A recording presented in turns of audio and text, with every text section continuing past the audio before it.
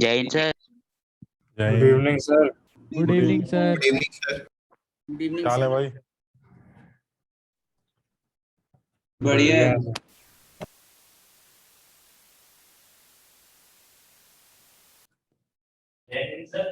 Sir हाँ sir आपने chat में इसी क्लास की लिंक भेजी है क्या? हाँ क्यों? सर वही से पूछना था, वो क्या लिंक आया? वो इसी क्लास का ही लिंक होगा।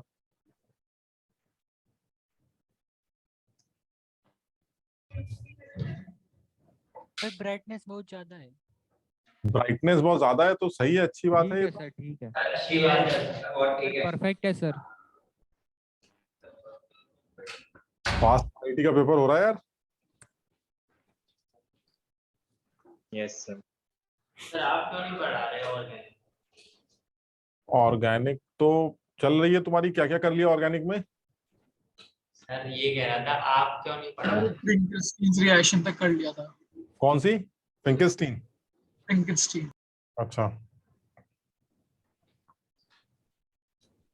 तो अब ट्यूटोरियल में अब ये चैप्टर अभी SN1 SN2 ये कर लिया है तुम लोगों ने? नहीं No, सर, sir. बस नहीं अभी हुआ नहीं। सर। बाकी है सर। क्या क्या हुआ है? एक प्रिपरेशन सर अभी तक फिंकरस्टीन तक sir methods of preparation William संजीत है। सर एल्काइल हैलाइड्स की सारी प्रिपरेशन हो गई स्वाट रिएक्शन को छोड़ के, बस इतना अच्छा, हुआ। तो अभी SN1 SN2 ये सब नहीं हुआ है? नहीं सर। सर अभी तो बचा है। तो यार ये ट्यूटोरियल में फिर हम कुछ और ही डिस्कस करते हैं, यस सर। क्योंकि अभी तो इसका मतलब पूरा किया ही नहीं तुम लोगों ने। जैनीश देवपुरा, आज बर्थडे है जैनीश का भाई, हैप्पी बर्थडे जैनीश। तो आप इसमें आप थोड़ा सा ऐसे ही कुछ हल्का फुल्का डिस्कस करके देखते हैं। मैं तो ये सोच रहा था कि तुम लोगों ने अल्काइल हैलाइड हो गया तुम्हारा, इसलिए ट्यूटोरियल भी लगा हुआ है, तो ऐसे ही कुछ जनरल डिस्कशन करते हैं फिर। अब मैं ऐसी मतलब एक दो बातें ऐसी कर रहा हूँ, जनरल सी बात कर रहा हूँ एकदम। किसी मॉलिक्यूल को देखकर क्या इस चीज का थोड़ा बहुत अंदाजा लगाया जा सकता है कि वो मॉलिक्यूल किस तरह का होगा? मतलब समझो बात को, कोई मॉलिक्यूल का अगर फॉर्मूला दे दिया जाए और आपसे अंदाजा लगाने के लिए कहा जाए कि भाई ये मॉलिक्यूल आपको किस तरह का लगता है, तो एक आइडिया लग सकता है कि भाई इस आदमी के अंदर एक रिंग होगी, या फिर इस आदमी के अंदर एक डबल बॉन्ड जरूर होगा, ऐसे मतलब सो कुछ कुछ प्रिडिक्ट कर सकते हैं। Yes sir. सर डीबी कैसे? सर डीबी से double bond equivalent. Double bond equivalent से इस चीज का आइडिया लगाया जा सकता है। अभी डबल बॉन्ड इक्विवेलेंट क्या होता है, तो इसमें कुछ बच्चे जो नए हैं जिनको नहीं पता है, मैं उनको बताऊं कि अगर मान लीजिए मेरे पास कोई एक बिल्कुल जनरल बात कर रहे हैं कि मान लीजिए मेरे पास एक मॉलिक्यूलर फॉर्मूला हो CaHbOCXDNe, मतलब ऐसा ले लेते हैं जैसे एक ऐसा मॉलिक्यूल है जिसमें बहुत कुछ है, कार्बन है, हाइड्रोजन है, हेलोजन भी है, X मतलब हेलोजन हो गया, नाइट्रोजन है, ऑक्सीजन है, तमाम लोग। तो ऐसे में इस मॉलिक्यूल को देखकर एक आइडिया ये लगाते हैं हम सबसे पहले कि इस मॉलिक्यूल के अंदर जो डिग्री ऑफ अनसैचुरेशन या फिर इस मॉलिक्यूल का जो डबल बॉन्ड इक्विवेलेंट वो क्या है। तो अगर इस मॉलिक्यूल की डिग्री ऑफ अनसैचुरेशन या डबल बॉन्ड इक्विवेलेंट कैलकुलेट करें, मान लीजिए इसका फॉर्मूला कुछ होता है, हम ऐसे याद कर रहे हैं वो फॉर्मूला, जितने कार्बन है उसमें 1 ऐड कर दीजिए। कार्बन कितने आपके पास? A, तो आप A में 1 ऐड कर दीजिए, फिर इसको सब्ट्रैक्ट करिए, जितने हाइड्रोजन है उसके साथ प्लस, जितने हेलोजन है उसके साथ माइनस, जितने नाइट्रोजन है उसके साथ डिवाइडेड बाय 2। यानी जितने भी कार्बन है उसमें 1 ऐड करिए, फिर सब्ट्रैक्ट करिए, hydrogen plus halogen minus nitrogen divided by 2। मुझे ऑक्सीजन से कोई मतलब नहीं है, ऑक्सीजन एक बाइवेलेंट एटम है, जितने भी बाइवेलेंट एटम होंगे मैं उनको इस डीबी कैलकुलेशन में यूज नहीं करूंगा। यानी मेरे पास एक डबल बॉन्ड इक्विवेलेंट कैलकुलेट करने का एक फॉर्मूला है। आपके पास जो भी मॉलिक्यूल होगा, आप मुझे गंदा सा मॉलिक्यूल दिखाइए, इस गंदे से मॉलिक्यूल का स्ट्रक्चर देखकर, इसका फॉर्मूला देखकर मैं सबसे पहले इसका डिग्री ऑफ अनसैचुरेशन कैलकुलेट करूंगा या डबल बॉन्ड इक्विवेलेंट कैलकुलेट करूंगा। This DU stands for degree of unsaturation. This is degree of unsaturation. और DBE का मतलब है double bond equivalent. This is double bond equivalent. दोनों बातें सेम ही। लेकिन चलिए ठीक है, एक बात समझ में ये नहीं आ रही है कि मान लीजिए किसी मॉलिक्यूल के फॉर्मूले को देखकर आपने डीबी निकाल भी लिया तो हो क्या गया, हमें पता क्या चला इससे। मान लीजिए डीबी 0 आ गया तो 1 आ गया तो 3 आ गया तो हमें कुछ समझ में नहीं आ रहा। उसे कहा नहीं सुनो तो पहले डीबी निकाल लेना। हमने कहा चलिए हमने निकाल लिया, ये फॉर्मूला ही तो लगाना पड़ेगा, फॉर्मूला लगा के निकाल लेंगे। मान लो वो डीबी कैलकुलेट करने के बाद 0 आ रहा है, मान लो, इसका सिग्निफिकेंस क्या है। तो मैं यहां पर अब सिग्निफिकेंस लिखता हूं कि अगर मान लीजिए कि कैलकुलेशन के बाद मेरा डबल बॉन्ड इक्विवेलेंट या फिर डीयू की जो वैल्यू है, अगर वो वैल्यू 1 आती है या 0 आती है तो इसका क्या सिग्निफिकेंस। अगर 0 आती, तुम्हें लगता है 0 आ सकती है कभी? Yes, sir. साइकिल नहीं होगी, डबल आ बॉन्ड सकती है नहीं सर। करेंगे, हाँ इसको कैलकुलेट करेंगे, कुछ ना कुछ आ जाएगा। मान लो 0 आ गया, अगर 0 आ गया तो आप समझ लीजिएगा ना तो इसके अंदर कोई पाई बॉन्ड है, cycle pi bond and no ring, ना तो इसके अंदर कोई साइकिल है, ना कोई रिंग है, और ना ही इस मॉलिक्यूल के अंदर कोई भी पाई बॉन्ड, किसी भी तरह का पाई बॉन्ड, कार्बन कार्बन के बीच का पाई बॉन्ड, कार्बन नाइट्रोजन के बीच का पाई बॉन्ड, कार्बन ऑक्सीजन के बीच का पाई बॉन्ड, कुछ नहीं है। यानी एक ऐसा मॉलिक्यूल है जिसके अंदर अनसैचुरेशन जैसा कुछ नहीं है, नॉट अ रिंग और a pi bond. Clear? Yes, yes sir. Sir. Sir फॉर्मूले में Yes, sir. बी डी और ई का साइन कैसे डिसाइड करेंगे सर? किसका बेटा? सर बी डी और ई का वो साइन नहीं है। साइन मतलब जैसे मान लो कोई फॉर्मूला प्लस माइनस सर। नहीं नहीं प्लस, अरे कैसी बातें कर रहे हो। जैसे मान लो ये है C4H3O2Cl3, ऐसे ऐसे उल्टा सीधा लिख दिया मैंने। अब बताओ एबीसीडी दिख रहा है? Yes sir. बस एबीसीडी रख दो, साइन क्या रखना। साइन मैंने रखे हैं, ये फॉर्मूला मैंने बनाया, ये साइन नहीं है। ये 2 आ जाएगा कि जितना Okay, ए है उसमें एक जोड़ देना, माइनस कर देना b plus D minus E by 2 से, जो वैल्यू निकल के आए that is degree of unsaturation. If it is 0 then answer will be no pi bond no ring. Clear? Okay sir. तो इसको भूल, ये कुछ नहीं था, ये समझ रहे हो? हाँ बेटा, सर हम क्या साइक्लोहेक्सेन को भी अनसैचुरेटेड मानते हैं? बिल्कुल, हम सिर्फ हर पाई बॉन्ड, हर रिंग सिस्टम को अनसैचुरेशन में काउंट। उसका रीजन है यार, जरा देखना तुम बताओ जरा, ये इस आदमी का मॉलिक्यूलर फॉर्मूला क्या है? ध्यान से देखो जरा, क्या ये C3H6 है? अच्छा ठीक है, यस सर। तुम्हारे हिसाब से एक C3H6 और है, ये देखना जरा, क्या ये C3H6 है? Yes, sir. Yes, sir. इसका क्या मतलब है? इसका मतलब ये हुआ कि इसकी जो भी डबल बॉन्ड इक्विवेलेंट निकल के आएगी या इसकी जो भी डिग्री ऑफ अनसैचुरेशन निकल के आएगी, वही डिग्री ऑफ अनसैचुरेशन इसकी भी होगी, क्योंकि मॉलिक्यूलर फॉर्मूला तो सेम है। Yes, तो sir. अगर मॉलिक्यूलर फॉर्मूला सेम है तो दोनों का ड्यू वैल्यू सेम होगा। इससे क्या इंटरप्रेट किया कि सर डबल बॉन्ड को अगर आप अनसैचुरेशन कैलकुलेट कर रहे हैं, कंसीडर कर रहे हैं, तो एक रिंग सिस्टम को भी अनसैचुरेशन कंसीडर किया जाएगा। बताओ समझे बात को? Yes, ठीक है ये? Yes, sir. ठीक, तो इसका मतलब ये हुआ कि अगर मेरा कैलकुलेशन के बाद डबल बॉन्ड इक्विवेलेंट की वैल्यू 0 निकल के आती है तो मैं एकदम क्लियर हूं कि मेरा एक ऐसा मॉलिक्यूल है, मेरे सामने एक ऐसा मॉलिक्यूल रखा है जिसमें ना तो कहीं डबल बॉन्ड होगा, ना ट्रिपल बॉन्ड होगा, कोई पाई बॉन्ड नहीं होगा, और ना ही कहीं साइकिल दिखाई देगा। ठीक, अगर मान लीजिए आपके डबल बॉन्ड इक्विवेलेंट की वैल्यू 1 आ गई, इसका क्या मतलब हुआ? इसका यह मतलब हुआ कि या तो आपके मॉलिक्यूल में 1 पाई बॉन्ड, और 1 पाई बॉन्ड तुम सब जानते हो वो डबल बॉन्ड ही हो सकता है, और वो डबल बॉन्ड कार्बन ऑक्सीजन के बीच में भी हो सकता है, कार्बन नाइट्रोजन के बीच में भी हो सकता है, वो कार्बन कार्बन के भी बीच में हो सकता है, कहीं पर भी एक डबल बॉन्ड हो सकता है। अदरवाइज एक रिंग हो सकती है, एंड दिस इज और, या तो एक पाई बॉन्ड होगा या फिर एक रिंग होगी, क्योंकि पाई बॉन्ड को भी एक अनसैचुरेशन कंसीडर किया गया है और एक रिंग सिस्टम को भी एक अनसैचुरेशन कंसीडर किया गया है। क्लियर है ये? Yes, sir. अब इसी में मान लीजिए अगर आपका DB2 आ गया, अब बताइए क्या क्या ऑप्शन लगते हैं? जो जो ऑप्शन लगते हैं सब सोच लो जरा, कौन कौन से कितने ऑप्शन लगते सर हैं? एक पाई बॉन्ड, एक साइकिल, दो डबल बॉन्ड, एक दो ट्रिपल साइकिल, बॉन्ड, एक दो triple double bond. 2 double bond, sir 2 दो डबल cycle, बॉन्ड, दो साइकिल और एक आपका ट्रिपल DB2 आ एक गया, triple इसका bond. मतलब 2 पाई बॉन्ड्स लिख सकते हैं कि नहीं? Yes Yes, sir. 2 pi bonds के ऑप्शंस क्या क्या होते हैं जरा बताओ? 2 पाई बॉन्ड्स के 2 ऑप्शन होते हैं sir. Sir, 1 triple bond, 2 double. वो डबल बॉन्ड दो और डबल एक बॉन्ड या ट्रिपल बॉन्ड। एक ट्रिपल बॉन्ड।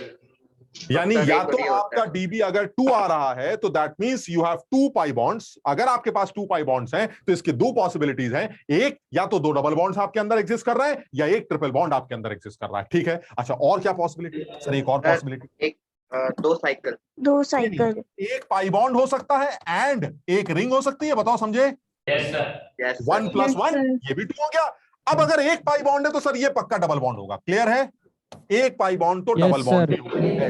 यानी Yes, sir. अगर मेरा DB2 आया तो मेरे पास एक ऑप्शन है, either you have 2 pi bonds that is a 2 double bond system और अ ट्रिपल बॉन्ड सिस्टम, और you have 1 pi bond and 1 ring system, और यू हैव 2 रिंग सिस्टम। बताओ समझे? बिल्कुल sir. Yes sir. Yes sir. Yes तो sir. 2 ring system भी हो सकता है, क्योंकि देखो इसके चक्कर मत पड़िए, अननेसेसरी खिचड़ी पका रहे हैं यार। अगर तुम थोड़े भी समझदार हो तो मेरी एक बात समझो, अनसैचुरेशन अगर एक है, अनसैचुरेशन का मतलब either a pi bond or a ring. अब आपके जितने अनसैचुरेशन मैं ऑप्शन बना देता हूं। वो कह रहा नहीं मेरे पास तो 3 अनसैचुरेशन है, बड़ा आसान है, अगर 3 अनसैचुरेशन है तो 3 पाई बॉन्ड्स होंगे, हो सकता है? Yes sir. 3 रिंग्स होंगी, ये भी हो सकता है। Yes yes sir. Sir. 2 ring 1 pi bond होगा, ये भी हो सकता है। 1 रिंग 2 पाई बॉन्ड होंगे, ये भी हो सकता है। जितनी भी पॉसिबिलिटीज हैं, इतना तो तुम पढ़े लिखे हो, जितनी भी पॉसिबिलिटीज हैं सारी पॉसिबिलिटी लगा देते हैं। यानी अनसैचुरेशन का मतलब है 1 unsaturation means a pi bond or a ring, बस। अब इसके अलावा जो भी कुछ है आप इसके ऑप्शंस तैयार करते रहिए, ऑप्शंस तैयार होते रहेंगे। एक और ले लेते हैं, मान लीजिए मेरा डिग्री ऑफ अनसैचुरेशन दिया गया तो क्या होगा, पहले इसको नोट कर लिया सब लोगों ने, और ये सब और में चल रहा है, समझ लो बात को, या तो ये होगा या ये होगा या ये होगा, तीनों एक साथ नहीं होंगे, समझ लो ना बात को। इसी तरह से यहां पर भी है, या तो ये होगा या ये होगा। अच्छा, अगर आपका डिग्री ऑफ अनसैचुरेशन मान लीजिए 3 आ गया, एक और ले लेते हैं, 3 का भी एक केस ले लेते हैं, मान लीजिए 3 आ गया तो क्या हो? सर एक चीज में ना थोड़ी कंफ्यूजन हो रही है कि जैसे अगर कोई रिंग है के सारे सिंगल बॉन्ड है तो उसको अनसैचुरेटेड क्यों मान रहे हैं? उसका इसलिए क्योंकि 2 हाइड्रोजन कम हुआ ना, साइकिल तभी बनता है जब 2 हाइड्रोजन कम होते हैं, तभी वो साइकिल बनता है। जब 2 कार्बन आपस में जुड़ेंगे तो दोनों कार्बन से जो 2 हाइड्रोजन लगे थे उनको हटना पड़ता है, तो हाइड्रोजन को आप हटा रहे हैं वहां पर, इसलिए उसको एक अनसैचुरेशन की तरह ट्रीट किया जा रहा है। समझ लो ना मेरी बात को? तो तुम इसको ऐसे मत सोचो, तुम ये सोचो अनसैचुरेशन, डिग्री ऑफ अनसैचुरेशन का मतलब है either you have a pi bond or a ring system, they both are considered to be unsaturated system, ठीक है ना? अब इसी तरह से मान लीजिए हमने एक केस और ले लिया, मान लीजिए वो कह रहा है कि हमारे पास जो अनसैचुरेशन है वो 3, अगर डीबी की वैल्यू 3 है, सोच के जवाब देना भाई, क्या क्या ऑप्शंस आते हैं, बिल्कुल एक लाइन से। 3 रिंग्स, पाई बॉन्ड। सही है ये? यस हो सकती है, बिल्कुल हो सकती है। 3 पाई बॉन्ड्स हो सकते हैं। Yes sir. अब 3 पाई बॉन्ड्स के क्या क्या ऑप्शंस हो सकते हैं जरा वो बताओ। 3 डबल बॉन्ड हो सकते हैं, एक डबल बॉन्ड, एक डबल बॉन्ड। एक डबल बॉन्ड प्लस एक ट्रिपल बॉन्ड हो सकता है, ये 2 ऑप्शंस हो गए, बिल्कुल सही है। या इसके अलावा भी कोई ऑप्शन है? यही हो सकता है, ठीक है। और बताइए और क्या हो सकता है 3 के लिए? सर 2 रिंग्स हो सकती हैं प्लस एक पाई बॉन्ड हो सकता है, और पक्का अगर एक पाई बॉन्ड की बात कर रहे हैं तो वो पक्का डबल बॉन्ड होगा। और क्या पॉसिबल है? और पॉसिबल है एक रिंग हो सकती है प्लस 2 पाई बॉन्ड्स हो सकते हैं, और 2 पाई बॉन्ड्स के फिर से 2 ऑप्शन है, या तो 2 डबल बॉन्ड्स होंगे या फिर एक ट्रिपल बॉन्ड होगा। ये 4 ऑप्शंस हैं, इन चारों में से कोई भी एक ऑप्शन आपको नजर आएगा अगर आपके मॉलिक्यूल का जो डीबी है वो 3 आए। और मेरा सजेशन है, इस बात को याद रखते हैं, अगर किसी मॉलिक्यूल का डीबी 4 या 4 से ज्यादा आता है तो बहुत चांसेस हैं, ऐसा हमेशा नहीं होगा लेकिन बहुत चांसेस हैं कि एक बेंजीन सिस्टम जरूर हो। समझो बात को, बेंजीन सिस्टम हो। क्यों कह रहा हूं मैं ऐसा? क्योंकि 4 के केस में तो बहुत सारे ऑप्शन आ जाएंगे, 4 पाई बॉन्ड, 4 रिंग्स ऐसे, लेकिन 4 सोचो, एक छोटा सा आदमी भी 4 लेके आता है। ये देखिए, इस आदमी का जरा डीबी बताइए कितना होगा? सर 4 होगा। क्यों? क्योंकि 3 पाई बॉन्ड्स है और एक रिंग है, इसका अकेले का डीबी 4 है। यानी मैं ये कहना चाह रहा हूं कि अगर किसी मॉलिक्यूल का डीबी 4 या 4 से ज्यादा आ रहा है तो बहुत ज्यादा संभावनाएं हैं कि एक बेंजीन जरूर, समझो। वरना 4 डीबी इकट्ठा करने के लिए आपको 4 पाई बॉन्ड्स लंबे लंबे लगाने पड़ेंगे या 4 रिंग बनानी पड़ेंगी, जिसके चांसेस बहुत कम है। यानी डीबी 4 या 4 से बड़ा एक बहुत ज्यादा इशारा करता है कि आपका कंपाउंड एक बेंजीन सिस्टम वाला कंपाउंड जरूर होगा। यहां तक क्लियर है? सर 4 से बड़े में बेंजीन कैसे कहेंगे? क्या बेटा? 4 से बड़े में बेंजीन कैसे कहेंगे? 4 से बड़े में बेंजीन ऐसे कहेंगे। 4 से बड़ा एक नंबर बताओ। 5। तो ये 5 हो गया। देखिए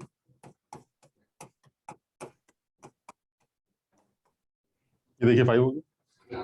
मतलब वो मॉलिक्यूल एक बड़ा सा मॉलिक्यूल होगा जिसमें अगर डीबी 5 आ रहा है तो बेंजीन ने 4 खा लिया और एक पाई बॉन्ड ने 1 खा लिया। ये देखिए 5 हो गया। ठीक है अरे सर। अकेला बेंजीन अरे नहीं समझे बात। अकेले बेंजीन का 4 हो गया, लेकिन अगर आपका मॉलिक्यूल एक बड़ा सा मॉलिक्यूल है C5 C7H8O ऐसे, और उसका DB5 आ रहा है, तो आप समझ लीजिएगा कि यार ये तो कंफर्म हो गया कि एक बेंजीन जरूर है, और इसके अलावा एक पाई बॉन्ड और आपको एडजस्ट करना है, तो आप पाई बॉन्ड एडजस्ट कर दीजिएगा, खत्म हो गया। हाँ सर ठीक है है ना। Yes, तो sir. अच्छा अब ये बताओ, ये जो DBM कर रहे हैं इसका पर्पस क्या है? चलिए हमने अंदाजा लगा लिया कि भाई आइसोमेरिज्म। Yes sir. आइसोमेरिज्म में क्या? सर आइसोमेरिज्म सर आइसोमर कितना कर सकते हैं? ठीक है, अभी देखते हैं जरा। सब लोगों को यहाँ तक बात समझ में आ गई? सर ये रिंग के बारे में हम इन्फर कैसे कर रहे हैं इससे? रिंग किस रिंग के बारे में? नहीं मतलब जैसे हमारा DO हमारा 1 आ रहा है, 2 आ रहा है, 3 आ रहा है, 4 आ रहा है, तो ऐसे हाँ, हम मतलब- रिंग के बारे में इन्फर कैसे कर रहे हैं? नहीं, कि रिंग इतनी के बारे में होगी। सिर्फ ये सोच रहे हैं कि अगर DU1 आ रहा है तो दो पॉसिबिलिटीज हैं, या तो वो अनसैचुरेशन पाई बॉन्ड की वजह से, या वो अनसैचुरेशन रिंग की वजह से। दोनों की वजह से नहीं है, यानी एक अनसैचुरेशन में पाई बॉन्ड भी इन्वॉल्व हो सकता है या रिंग भी इन्वॉल्व हो सकती है, सिर्फ इतनी सी बात याद करनी। उसके बाद जितने ऑप्शन है वो सारे बन जाएंगे हमारे। समझ रहे हो कि नहीं? जैसे अभी मैंने तुम्हें क्या बताया था, मैंने तुम्हें अभी दिखाया भी तो था। तुम बताओ, इस आदमी का मॉलिक्यूलर फॉर्मूला भी C3H6 होता है, और इस आदमी का Yes. मॉलिक्यूलर फॉर्मूला भी C3H6 होता है, दोनों का हाँ। C3H6 है। अब जरा इसका DB निकाल के देखो, जरा फॉर्मूला लगाओ, जो मैंने फॉर्मूला लिखवाया वो लगा के देखो, इसका DB1 आएगा, और इसके अंदर भी फॉर्मूला लगा के देखो, इसका DB1 आएगा। इससे क्या पता चल रहा है? इससे पता चल रहा है कि एक अनसैचुरेशन को एक पाई बॉन्ड भी खा लेता है और एक रिंग भी खा लेती है। दोनों अगर हैं तो इसका मतलब डिग्री ऑफ अनसैचुरेशन 2 है। यानी यार इसमें हम समझ नहीं पा रहे, मैथ्स के स्टूडेंट हो तुम लोग, ये हाँ, ठीक है सर। केसेस नहीं समझ पाते हो। एक केस बड़ा सीधा है, either a pi bond or a ring, खत्म हो गई बात। अब बताइए, अगर किसी का DB 50 है तो क्या क्या हो सकता है? अगर किसी का DB 50 है तो सर 50 पाई बॉन्ड हो सकते हैं कि नहीं? यस सर, हो सकता है। सर उसके अंदर 50 रिंग भी हो सकती है, हो सकता यस है। सर। उसके अंदर सर 25 रिंग और 25 पाई बॉन्ड हो सकते हैं। हाँ सर। उसके अंदर 32 और 18 बहुत सारे। मैं ये बताना चाह रहा हूं कि अगर आपने इतना दिमाग में रख लिया कि एक रिंग और एक पाई बॉन्ड, ये दोनों एक अनसैचुरेशन के लिए रिस्पॉन्सिबल है। अब आप ऑप्शंस बताते जाइए, मैं बनाता रहूंगा उनमें से, लेकिन आंसर क्या होगा वो मुझे डिसाइड करना पड़ेगा। मैं उसके बारे में बात करने जा रहा हूं कि इस डिग्री ऑफ अनसैचुरेशन का एक्चुअली एप्लीकेशन क्या। यहां तक सबके समझ में आ गया? Yes sir. आप एक छोटे से एग्जाम्पल लेते हैं, उस छोटे से एग्जाम्पल को, और ये जो एग्जाम्पल ले रहे हैं ये IIT के पेपर में बहुत पहले पूछा गया एक सब्जेक्टिव सवाल। उस सब्जेक्टिव, यार आज मैं ये सवाल लेके आया था, लेकिन तुमने अभी किया नहीं, इसलिए हम उस बारे में बात नहीं कर रहे हैं। अगली क्लास में, चलो अगली ट्यूटोरियल में डिस्कस कर लेंगे। तुम सोच के जवाब देना। ये IIT का एक सवाल है। एक मॉलिक्यूल था मेरे पास C6H10। ये साहब ओजोनोलिसिस होने के बाद C2H2O2 और C2H4O में कन्वर्ट हो रहे हैं। अच्छा है, हमारा थोड़ा सा ये वाला पोर्शन भी रिवाइज हो जाएगा, ओजोनोलिसिस वाला जो पोर्शन हमारा। ठीक, ये C6H10 एक मॉलिक्यूल है जिसका ओजोनोलिसिस करने के बाद आपको C2H2O2 मिलता है और C2H4O मिलता है।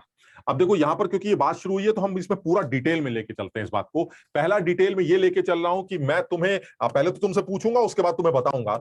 ये जो ओजोनोलिसिस है, इस ओजोनोलिसिस के दो फॉर्म्स होते हैं, एक रिडक्टिव, एक ऑक्सीडेटिव। एक रिडक्टिव, एक ऑक्सीडेटिव। क्या तुम में से कोई बता सकता है कि रिडक्टिव और ऑक्सीडेटिव ओजोनोलिसिस का क्या फंडा है? सर एक में लास्ट में जाके प्रोडक्ट डिफरेंट आ जाता है, H2O एक में होता है, एक में नहीं होता है। H2O2 sorry.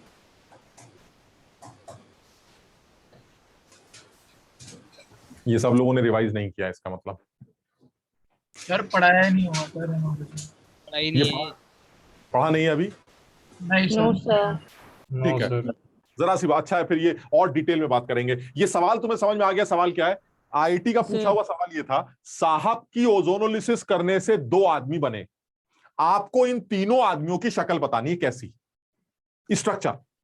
ये तो मॉलिक्यूलर फॉर्मूले ना, इनका स्ट्रक्चर बनाना है, ऐसे कार्बन कार्बन कार्बन, ऐसे स्ट्रक्चर दिखाना। ठीक, ये इनका सवाल। चलिए ये सवाल अलग कर देते हैं। सवाल तो तब कर पाएंगे ना जब ये पता होगा कि ये साहब करते क्या है, ओजोनोलिसिस होती क्या है। बहुत सीधा, हम बहुत डिटेल में नहीं जाएंगे कि मैकेनिज्म पे जाएं, बहुत सीधी बात कर रहे हैं। एक ही लाइन बोली गई है, तुम्हें शायद कई लोगों को बताया गया था, डंडे हटाओ अंडे लगाओ। बस अगर तुम मेरी इतनी बात याद कर लोगे तो ओजोनोलिसिस खत्म हो गई। डंडे हटाकर अंडे लगाना ओजोनोलिसिस के नाम से जाना जाता है। यानी अगर आपके पास कहीं पर भी अनसैचुरेशन है डबल बॉन्ड या ट्रिपल बॉन्ड की वजह से, मान लीजिए ये ले लेते हैं CH3C, अभी सवाल को छोड़ दिया हमने, सवाल को एकदम किनारे कर देते हैं, बाद में बात करेंगे। CH3HCS, ये मेरा मॉलिक्यूल है, इसकी IUPAC सब लोग लिख लेंगे।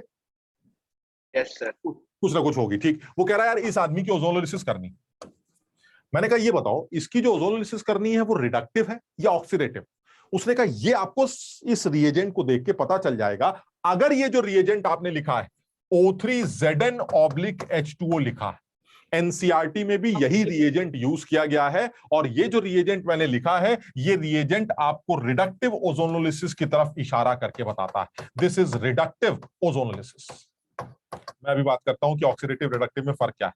ये रिडक्टिव ओजोनोलिसिस चलिए होगी, यानी ZnH2O यानी जिंक अगर आपको दिख गया तो आप समझ लीजिएगा रिडक्टिव ओजोनोलिसिस होने जा रही है, ठीक। अब प्रोडक्ट कैसे बनाएंगे?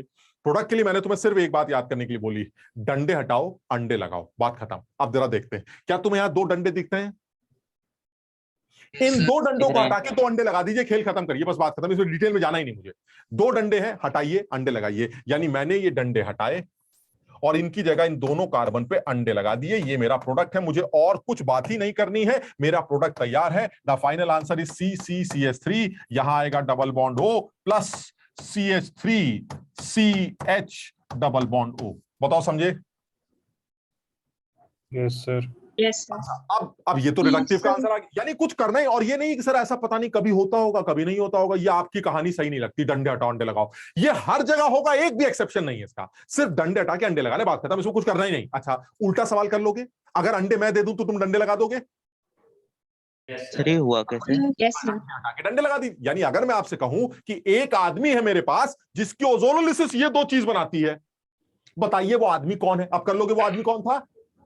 Yes sir. अब आपको क्या करना पड़ेगा? अब आपको अंडे हटाने हैं, ये अंडे हटाइए, डंडे लगा दीजिए। ये देखिए इन दोनों के बीच में डंडे लगा दीजिए, आ गया आंसर। यानी मैं ये आपको पहला पार्ट सिखाने ये जा रहा हूं कि अगर मेरे पास कोई एल्कीन सिस्टम हो तो उस एल्कीन की रिडक्टिव, अभी हम सिर्फ रिडक्टिव की बात कर रहे हैं, रिडक्टिव ओजोनोलिसिस आपको फाइनली जो प्रोडक्ट बना के देती है वो निकाला कैसे जाता है। तो जो भी एल्कीन आपको दिखाई दे रही है उस एल्कीन में जो भी पाई बॉन्ड लगा हुआ है उस पाई बॉन्ड को मिटाइए, दोनों कार्बन पे डबल बॉन्ड O लगा के आंसर लिख दीजिए। आपको कुछ नहीं करना है इसमें। दूसरी बात, अगर आप मुझे उस ओजोनोलिसिस का प्रोडक्ट दे रहे हैं तो प्रोडक्ट को देखकर भी मैं किस एल्कीन की ओजोनोलिसिस हुई होगी ये पहचान सकता हूं। यहां तक क्लियर है? किसी को कुछ पूछना है? Yes sir. ठीक, अच्छा अब दूसरी बात करने जा रहा हूं। दूसरी क्या है? सर ये तो रिडक्टिव है, अगर ऑक्सीडेटिव होती तो क्या करते? हमने कहा आप पहचानेंगे कैसे? पहचानेंगे देखिए ऐसे, ये ऑक्सीडेटिव है, ये ओजोन लिखा, नीचे सिर्फ H2O, जिंक नहीं है बस। अगर जिंक है तो रिडक्टिव है, जिंक नहीं है तो ऑक्सीडेटिव। यहां तक क्लियर हो गया? Yes sir. अब आंसर कैसे लिखेंगे? सर इसमें आंसर में क्या अंतर आएगा? अब जरा ध्यान से देखना आंसर में क्या अंतर आएगा। सबसे पहले अगर ये रिडक्टिव भी है ओजोनोलिसिस, अगर ये ऑक्सीडेटिव ओजोनोलिसिस भी है तो आप आंसर कैसे लिखेंगे? पहले आप डंडे हटा के अंडे लगा दीजिएगा, वही पहला स्टेप तो वही हो गया। दूसरा, ये जो 2 अंडे आपने दिए हैं इन दोनों में से क्या कोई ऐसा अंडा है जो एल्डिहाइड है? अगर इन 2 अंडों में से ऐसा कोई एक अंडा है जो एल्डिहाइड है, वो एल्डिहाइड इस ऑक्सीडेटिव ओजोनोलिसिस में फर्दर ऑक्सीडाइज हो जाएगा और एसिड में कन्वर्ट हो जाएगा। बस बात खत्म। बताओ समझे मेरी बात? फिर से बोलते हैं, इस आदमी की रिडक्टिव ओजोनोलिसिस का आंसर तो क्लियर है सबको ये? ठीक, अब आते हैं ऑक्सीडेटिव। अब इस आदमी का ऑक्सीडेटिव ओजोनोलिसिस करते हैं। चलिए हम इसको दोबारा लिखते हैं, यही आदमी दोबारा लिख लेते हैं। ये आ गया CH3, C, इधर आ गया CH3, इधर आ गया H, इधर आ गया CH3। सबसे पहला स्टेप क्या होगा? सर सबसे पहला स्टेप यही है कि अगर ऑक्सीडेटिव हो चाहे रिडक्टिव हो, बात एक ही है। ये आपकी जो कहानी है दिस इज ऑक्सीडेटिव, ये ऑक्सीडेटिव ओजोनोलिसिस की कहानी। अच्छा अब इस ऑक्सीडेटिव में होगा क्या? सर तरीका वही आपने बताया, डंडे हटा के अंडे लगाने। ये लीजिए अंडे लगा दिए। जब आप अंडे लगा दे तो अंडे लगाने के बाद अब ये आंसर मत लिखिएगा, अंडे लगा दीजिए। अंडे लगाने के बाद आप एक चीज चेक करिए जरा, इन दोनों अंडों में से क्या कोई अंडा एल्डिहाइड तो नहीं? अगर इन दोनों में से कोई अंडा एल्डिहाइड है तो आप उस एल्डिहाइड को एसिड के फॉर्म में कन्वर्ट कर दीजिएगा। बस क्या ये पहचान पाते हो कि C double bond O aldehyde है या कीटोन? Yes sir. हाँ सर। ये वाला पहला वाला कार्बन पे जो डबल बॉन्ड लगा है वो कीटोन है या एल्डिहाइड? कीटोन होने तो सर हमें कोई मतलब ही नहीं है, जैसा है वैसा चुपचाप लिख देंगे, कोई फर्क नहीं पड़ता। यानी इस पहले वाले आदमी को तो चेंज करना ही नहीं है। अच्छा चलिए ठीक है, दूसरा वाला आदमी एल्डिहाइड है या कीटोन है? और अगर ये एल्डिहाइड है तो ऑक्सीडेटिव ओजोनोलिसिस उस एल्डिहाइड को फर्दर ऑक्सीडाइज करके एसिड में कन्वर्ट कर देगी। इसलिए दूसरे वाले सवाल का आंसर आ गया, दूसरे वाले आदमी का आंसर आ गया, थोड़ा सा गंदा बन गया, एसिड। ये आ गया दूसरे वाले का आंसर। बताओ समझे कि नहीं? Yes sir. यानी अगर कोई एल्डिहाइड है तो उसको एसिड बना दो, और अगर कीटोन है तो कीटोन को कीटोन छोड़ दो, एंड दिस इज ऑक्सीडेटिव। यानी करना कुछ नहीं है यार। अगर रिडक्टिव है तो अंडे लगा के आंसर लिख दो, उसमें कुछ करना ही नहीं है। और अगर ऑक्सीडेटिव है, अंडे लगाओ, अंडे लगाने के बाद चेक करो दोनों तरफ का कौन सा आदमी एल्डिहाइड है। अगर कोई एल्डिहाइड है तो उसको रिपोर्ट एसिड के फॉर्म में करना, एल्डिहाइड के फॉर्म में नहीं। बस इतना ध्यान। यहां तक बताओ, समझ पाए? एल्डिहाइड से एसिड कैसे बनाया? एल्डिहाइड का ऑक्सीडेशन, ये जो हमारा ऑक्सीडेटिव ओजोनोलिसिस है, ये ऑक्सीडेटिव ओजोनोलिसिस में, अब हम मैकेनिज्म नहीं बता रहे इसलिए तुम्हें नहीं पता चल रही है बात, बीच में H2O2 बनती है। H2O2 एक ऑक्सीडाइजिंग एजेंट होती है जो एल्डिहाइड्स को फर्दर ऑक्सीडाइज कर देती है एसिड में। एल्डिहाइड्स का फर्दर ऑक्सीडेशन एसिड में हो जाता है। यानी अगर मान लीजिए मेरे पास कोई एल्डिहाइड है CH3CHO, तो ये CH3CHO फर्दर ऑक्सीडाइज करके CH3COH में कन्वर्ट हो जाएगा। लेकिन अगर कोई कीटोन है तो कीटोन का फर्दर ऑक्सीडेशन पॉसिबल नहीं होता। यानी नॉर्मल कंडीशंस में कीटोन फर्दर ऑक्सीडाइज नहीं होते। बस बात खत्म हो गई। यानी अगर कीटोन है तो उस बेचारे का कुछ कर नहीं सकते, लेकिन अगर कोई एल्डिहाइड बना तो वो फर्दर ऑक्सीडाइज हो जाएगा, और फर्दर ऑक्सीडाइज होने के बाद वो एसिड में कन्वर्ट हो जाएगा। यानी मेरा तरीका क्या हुआ कि आप मुझे एल्कीन दिखा दीजिए, मैं डंडे हटा के अंडे लगा दूंगा, उसके बाद मैं आपसे पूछूंगा कि आप रिडक्टिव है कि ऑक्सीडेटिव। अगर आप रिडक्टिव हैं तो वही अंडे मेरा आंसर है, अगर आप ऑक्सीडेटिव हैं तो उन दोनों अंडों में से जो अंडा एल्डिहाइड जैसा दिखाई देगा मैं उसको एसिड में फर्दर कन्वर्ट करके आंसर रिपोर्ट करूंगा। बस इतनी सी बात कर। सर मैकेनिज्म नहीं बताने का कोई रीजन है खास? यार देखो, मैकेनिज्म बताने का कोई, ना बताने का खास रीजन तो नहीं है, लेकिन कोई खास पर्पस भी नहीं है। होगा क्या, पूरी क्लास उसी बकवास में निकल जाएगी और काम की बातें सब छूट जाएंगी। मैकेनिज्म बताने का इसलिए भी कोई फायदा नहीं है क्योंकि इसकी मैकेनिज्म से रिलेटेड आज तक कभी कुछ पूछा ही नहीं गया। मैकेनिज्म में आप, हम, अगर तुमने एनसीईआरटी में भी देखा होगा तो पहले वो झोपड़ी जैसा बनाते हैं, तुमने देखा ओजोनोलिसिस में ऐसे करके बनाते हैं। वो कैसे बना, फिर वो मोलोजोनाइट से ओजोनाइट कैसे बना, ज्विटर आयन बनता है, नाटक होती है, तो उसका फायदा कुछ नहीं क्योंकि कभी कुछ पूछा ही नहीं जाता। इसलिए काम की बात हाइड्रोकार्बन वाली है वो हाइड्रोकार्बन में। यस सर, फिर लास्ट क्लास पढ़ लेंगे उसमें।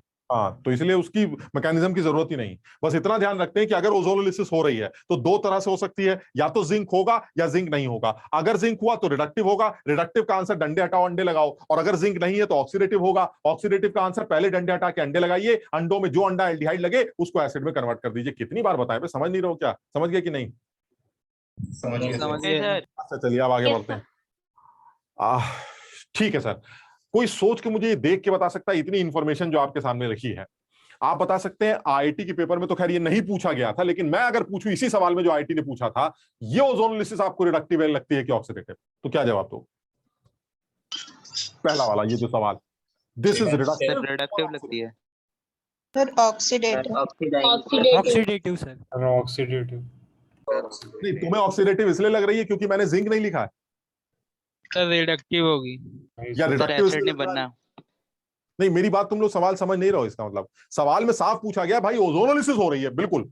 अब ये ओजोनोलिसिस रिडक्टिव है कि ऑक्सीडेटिव, ये आप बताइए मुझे। तो अब आप ये मत कहिए सर आपने जिंक नहीं लिखा है, आपने जिंक लिखा है ना, उसने कुछ नहीं लिखा है। उसने कहा कि ये आदमी ओजोनोलिसिस में पार्टिसिपेट कर रहा है, इस ओजोनोलिसिस के दो प्रोडक्ट बन रहे हैं, ओजोनोलिसिस हो रही है, ये रिडक्टिव है कि ऑक्सीडेटिव, ये आपको बतानी है। क्या तुम इस कैसे पता चला?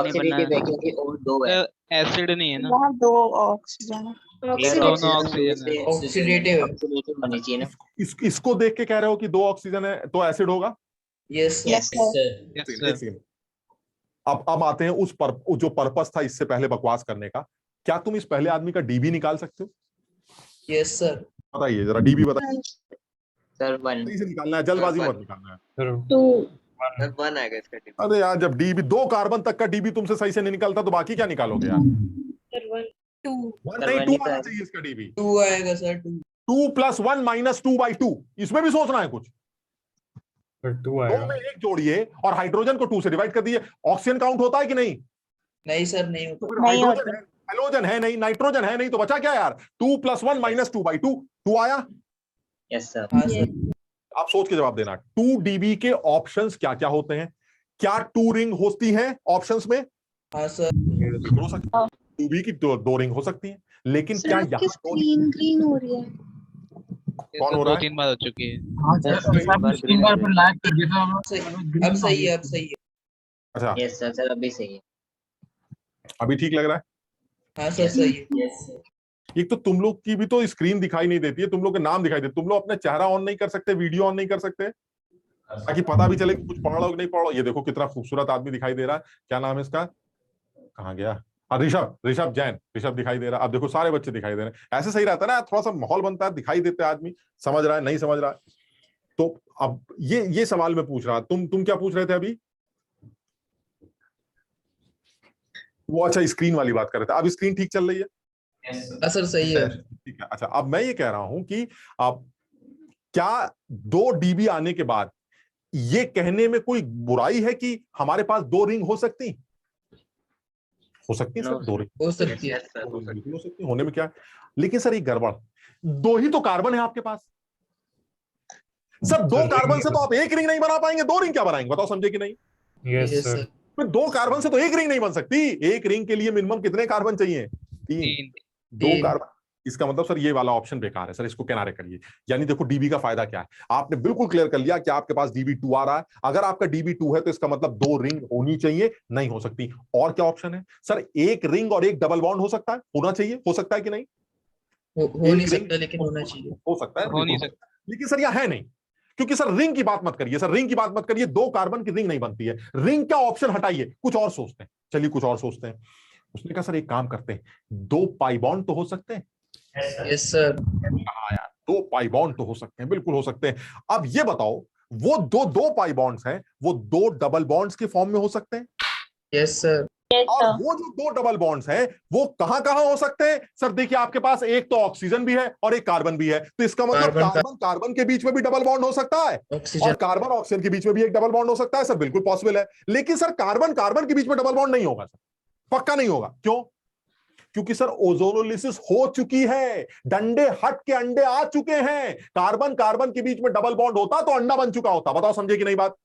Yes sir. Yes sir. ये कह रहे हैं कि ये वाले कार्बन, इस वाले आदमी के अंदर 2DB है, और उस 2DB में 1 पाई बॉन्ड कार्बन के बीच में जरूर होगा। अरे नहीं हो सकता। कार्बन के बीच में अगर डबल बॉन्ड है तो वो तो ओजोनोलिसिस ने पहले ही तोड़ दिया होगा ना। ओजोनोलिसिस होती किसकी है? डबल बॉन्ड की। किस डबल बॉन्ड की? कार्बन। यानी कार्बन के डबल बॉन्ड को आपने पहले ही तोड़ दिया होगा। इसका मतलब इस फाइनल प्रोडक्ट के अंदर जो ओजोनोलिसिस का प्रोडक्ट है, जिसको आप अंडा कहते हैं, इस अंडे में कार्बन के बीच में पाई बॉन्ड नहीं हो सकता, क्योंकि वो टूट चुका। बताओ समझे बात? Yes sir. तो फिर वो 2 पाई बॉन्ड किसके बीच में है? कार्बन ऑक्सीजन और एंडो के। 2 कार्बन और 2 ऑक्सीजन है, यानी दोनों कार्बन के साथ 2 डबल बॉन्ड होंगे।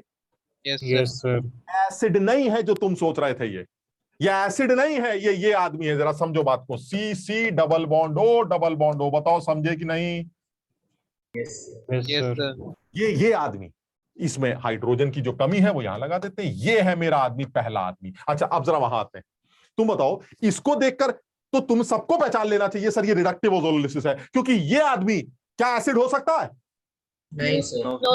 चाहिए। क्या ये आदमी कीटोन हो सकता है? Yes sir.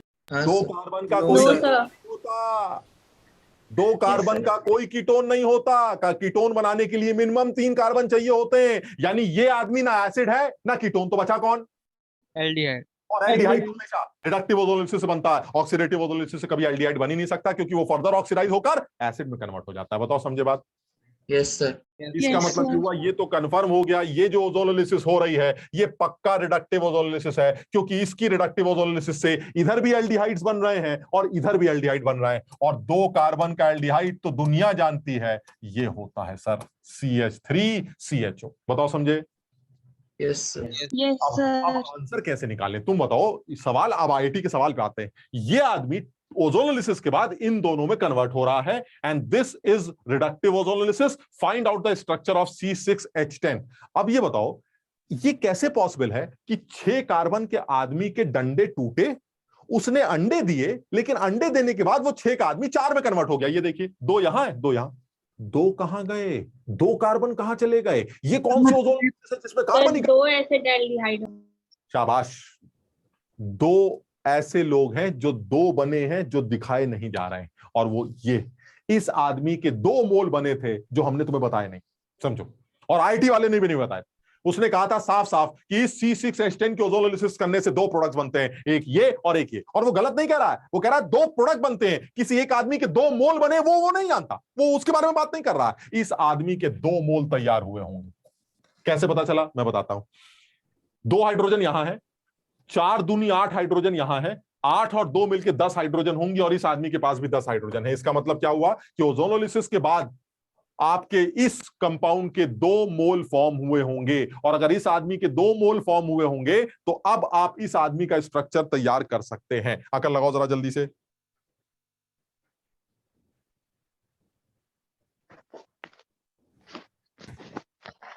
यहां तक सबने नोट कर लिया? मैं नेक्स्ट पेज पे समझता हूं जरा। Yes sir.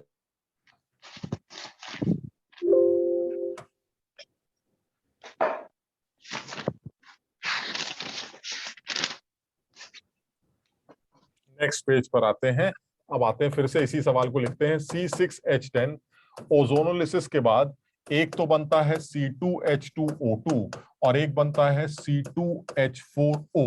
C2H2O2 का स्ट्रक्चर अभी आपने बताया कि वो इस तरह का निकल के आएगा, और जो एल्डिहाइड है वो इस तरह का निकल के आएगा, और इस एल्डिहाइड के 2 मॉलिक्यूल बने। अपने आप अकल लगाना, ये है ओजोनोलिसिस के अंडे और ये है ओजोनोलिसिस के डंडे। बताओ समझे? यानी answer is CH3 CH double bond CH single bond CH double bond CH single bond CH3। ये है C6H10 जिसकी ओजोनोलिसिस करने से 2 लोग बने, जिसमें एक आदमी के 2 मोल एग्जिस्ट करते हैं। एक इथेनॉल ये है, एक इथेनॉल ये है, और ये है बीच का आदमी जो बना था। समझो अपने आप। और ये IIT में पूछा गया एक खूबसूरत सवाल था।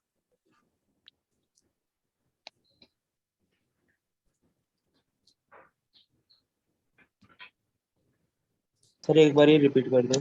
हम नहीं, मैं बिल्कुल कर दूंगा, लेकिन मैं चाह रहा हूं थोड़ी सी अपने आप को कर लगाओ कि कहां जाके चक्कर चल रहा है। भाई जेई में पूछा गया सवाल था तो अच्छा सवाल था, है ना? हम इससे भी अच्छे सवाल अभी करते हैं, लेकिन जेई में पूछा गया था तो अच्छा सवाल था। सवाल ये था कि एक आदमी ओजोनोलिसिस कर रहा है, ओजोनोलिसिस करने के उसने 2 ही प्रोडक्ट बनाए। तो सबसे पहला डाउट क्या आया कि 6 का आदमी 4 लोगों में क्यों कन्वर्ट हो रहा है, बाकी के 2 कहां गए? तो फौरन आंसर क्या निकल के आया कि किसी एक आदमी के 2 मोल बने होंगे। ठीक, चलिए हमने डिसाइड किया कि किस आदमी के 2 मोल बने। अब तुम जरा अपने आप सोचो, जो पहला वाला आदमी है वो C डबल बॉन्ड हो डबल बॉन्ड हो, ठीक, दोनों तरफ डबल बॉन्ड है। अब तुम बताओ ओजोनोलिसिस के बाद दोनों तरफ अंडे कब आते हैं? दोनों तरफ अंडे तब आएंगे जब वो दोनों साइड डबल बॉन्ड होगा, जब वो दोनों साइड से टूटे, इधर से भी टूटे और इधर से भी टूटे, तभी तो तोड़ने के बाद अंडे दोगे। बताओ समझे कि नहीं? यानी ये जो आदमी है ये बीच में आ गया, ये देखिए ये वाला आदमी ये बीच में आ गया, दोनों तरफ डबल बॉन्ड। और एक जिसके 2 मोल बने थे वो ये वाला आदमी था जिसको आपने इथेनॉल बोला था। एक इथेनॉल इधर रख दिया, एक इथेनॉल इधर रख दिया, और सारे अंडों को बीच में से मिटा दिया। इस अंडे को मिटाया, डबल बॉन्ड लगाया, इस अंडे को मिटाया, डबल बॉन्ड लगाया, और फाइनल आंसर आपका हेक्स 2,4 डाइन तैयार हो गया। समझो अपने आप।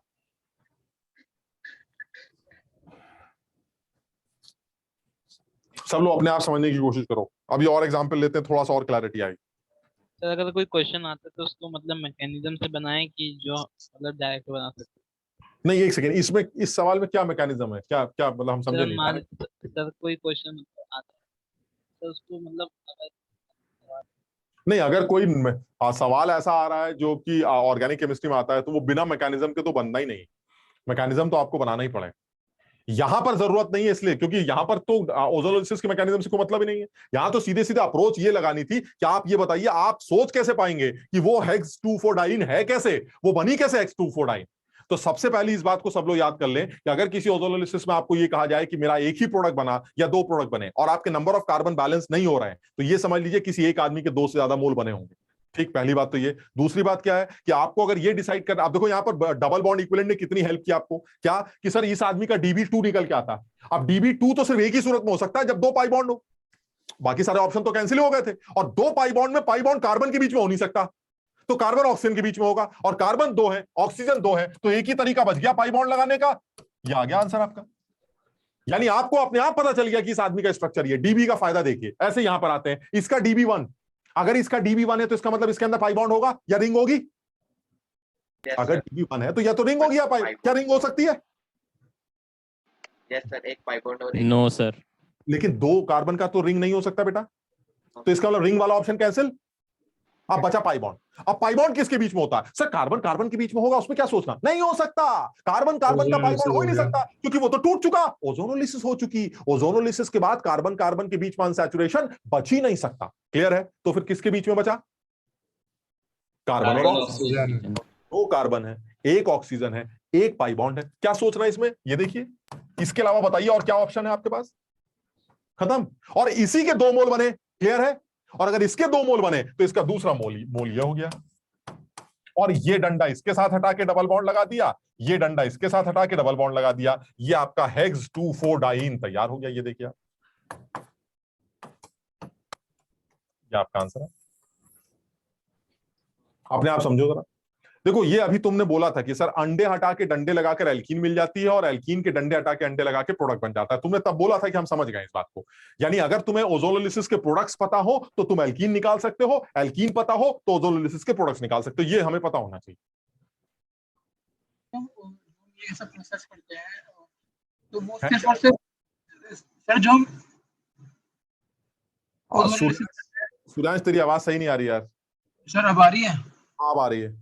मैं कह रहा हूँ कि जो हम O3 को जब हम ऐड करते हैं तो फिर वो हम एल्काइन में नहीं कर सकते? सिर्फ कर सकते हैं, बिल्कुल बिल्कुल कर सकते हैं। एल्काइंस में भी ओजोनोलिसिस होती है। एल्काइंस की भी 2 तरह की ओजोनोलिसिस होती है, एक रिडक्टिव, ऑक्सीडेटिव। इस जगह पर उसका कोई यूज नहीं है, आपको ऑप्शंस में भी पता चलेगा कि ये सवाल उससे रिलेटेड नहीं। लेकिन मैं फिर भी एल्काइंस की भी ओजोनोलिसिस का तुम्हें प्रोडक्ट दिखा दूंगा अभी, ठीक है ना। एल्काइंस की ओजोनोलिसिस में ऐसा कुछ इतना इस तरह का नहीं होता कुछ। हम अभी एल्काइंस के ओजोनोलिसिस के भी प्रोडक्ट्स लिख के देख लेते हैं। जनरली जो सवाल आता है उसमें जनरली जो सवाल होगा वो एल्कीन्स की ओजोनोलिसिस से रिलेटेड होगा, और ऑप्शन से भी आपको आइडिया लग जाए। समझ लो ना। तो अभी तुम ये मान के चलो कि यहाँ पर एल्काइन जैसा कोई सिस्टम नहीं है। और वैसे भी तुम बताओ, इस सवाल में तुम्हें डाउट है कि यह एल्काइन हो सकती थी? C6H10 बताओ, C6H10 का डीबी कितना है? सर 1 है, 10 3 आएगा, 2 आएगा। इसका डीबी 2 है। अगर इसका डीबी 2 है तो बताइए इसके पास ऑप्शंस क्या क्या है? 2 डबल बॉन्ड। रिंग छोड़ देते हैं। क्यों रिंग छोड़ देते हैं? क्योंकि सर ओजोनोलिसिस हो रही है, इसका मतलब डबल बॉन्ड तो होगा ही, तभी तो ओजोनोलिसिस डंडे तोड़ोगे ना। तो इसका सर डबल बॉन्ड। अब वो डबल बॉन्ड या ट्रिपल बॉन्ड हो सकते हैं, तो या तो 2 डबल बॉन्ड होंगे जैसे ये आंसर आ रहा है, या एक ट्रिपल बॉन्ड होगा, ये भी तो हो सकता है। Yes sir. लेकिन तुम ये बताओ कि ट्रिपल बॉन्ड जब टूटता है, मान लो टूटता है, तो कितने लोग बनेंगे? ट्रिपल बॉन्ड के टूटने से कितने लोग बनेंगे? 2। एक ही बने। जब उसको तोड़ते हैं तो 2 ही तो लोग बनते हैं। किसी भी चीज को बीच से तोड़ने से 2 ही लोगों में तो बटेगा। इसका मतलब ये हुआ, अगर वो सिर्फ ट्रिपल बॉन्ड है तो आप उसको तोड़ के 2 लोगों में बांट दीजिए। जबकि तुम्हारे जो ओवरऑल मॉलिक्यूल्स बन रहे हैं वो 2 नहीं 3 बन रहे हैं। वो अलग बात है किसी एक आदमी के 2 मोल बन रहे हैं जो वो बता नहीं रहा। मेरी बात समझ रहे हो? एक ये बन रहा है, एक ये बन रहा है, और एक ये। 3 तभी बन सकते हैं जब वो 2 जगह से टूटे। इसका मतलब वो मॉलिक्यूल एक ऐसा मॉलिक्यूल है जिसमें डंडे 2 जगहों पर हैं, एक ही जगह पर ट्रिपल बॉन्ड नहीं है। 2 अलग अलग पाई बॉन्ड्स हैं जिनको तोड़ा गया है, और वो 3 मॉलिक्यूल्स में ब्रेक कर रहा है। सब लोग समझ पा रहे हैं इस बात को? अब देखो, अभी और समझ में आएगा। ये वाला सवाल तुम्हें बहुत इजी लगेगा जब हम आगे के 1-2 सवाल और करते हैं। चलिए एक सवाल और करते हैं। हाँ बेटा। सर एक जनरल डाउट था कि जो ऑर्गेनिक केमिस्ट्री की जो रिएक्शंस होते हैं उनको तो सर हम जनरली बैलेंस ही करते हैं, बट यहाँ पर हमने उसको बैलेंस करके उसको प्रोडक्ट में एनालाइज किया। हम कभी बैलेंस नहीं करते, हम यहाँ पर भी बैलेंस नहीं करते। सिर्फ दिक्कत क्या आ रही है कि इस सवाल में आपको 6 कार्बन को एडजस्ट करना था। हमें डाउट क्या आ रहा था कि मेरे पास कुल मिला के प्रोडक्ट्स में 4 ही कार्बन है, 2 कार्बन कहाँ गए? क्योंकि जब तक मुझे ये नहीं पता चलेगा कि मॉलिक्यूल्स कौन कौन से बने तो मैं उनको जोड़कर एल्कीन नहीं बना सकता।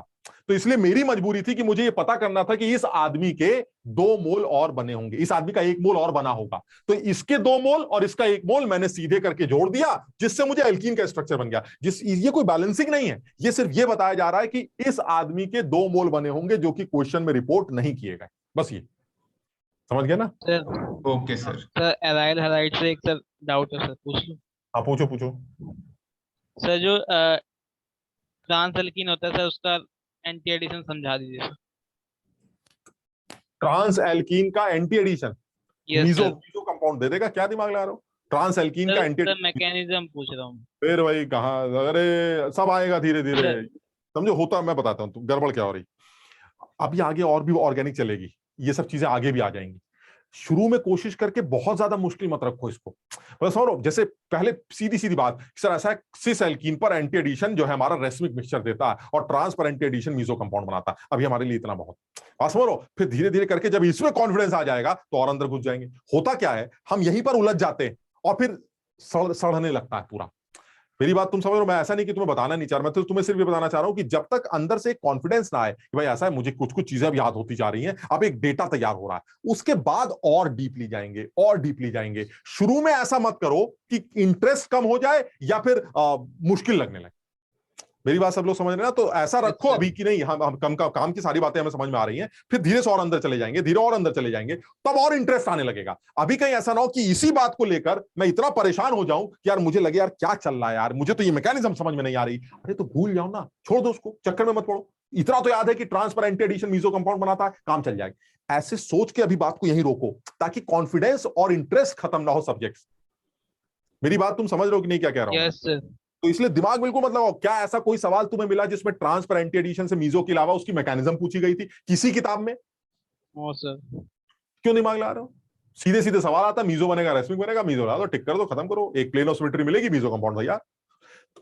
अभी इतना ही रखते हैं, धीरे धीरे करके सब आएगा, लेकिन वो टाइम पर आएगा जब तक आपका एक लेवल और तैयार हो चुका होगा, तब ये बात और अच्छी तरह से समझ में आ जाएगी। ठीक है ना? तो अभी बिल्कुल दिमाग मत लगाओ, सारी चीजें आ जाएंगी धीरे धीरे। चलिए अच्छा, और आगे बढ़ते हैं। अब एक सवाल और लेते हैं, तुम सोच के बताना जरा।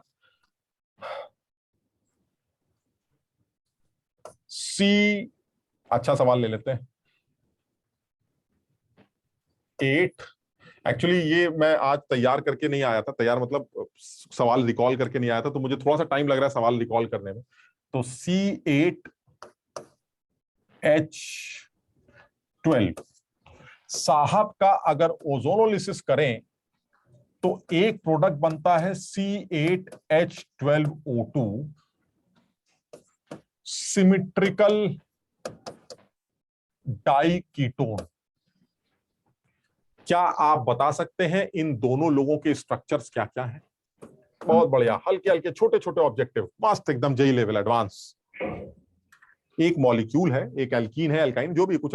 एल्काइन की बात ही खत्म करो, एल्काइन है ही नहीं, हम सिर्फ अभी एल्कीन्स की बात करें, एल्काइंस के साथ इस तरह की रिएक्शंस पूछ नहीं जाएंगी। C8H12 एक आदमी है, मुझे नहीं पता क्या है, उसके ओजोनोलिसिस करके बनाया गया है C8H12O2, और इस C8H12O2 के बारे में बताया गया है कि ये जो C8H12O2 है, it is a symmetrical, proper symmetrical diketone, एक प्रॉपर सिमेट्रिकल डाइकीटोन। आपको ये बताना है कि इस आदमी की और इस आदमी की शक्ल क्या है।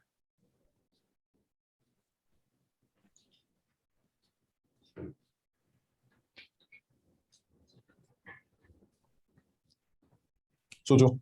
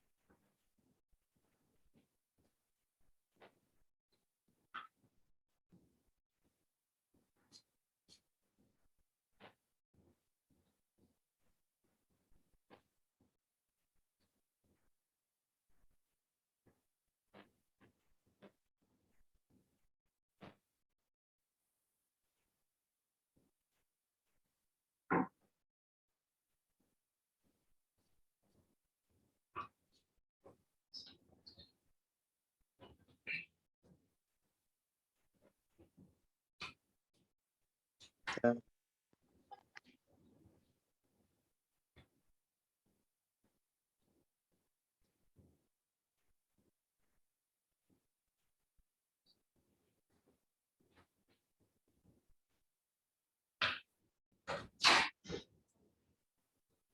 सर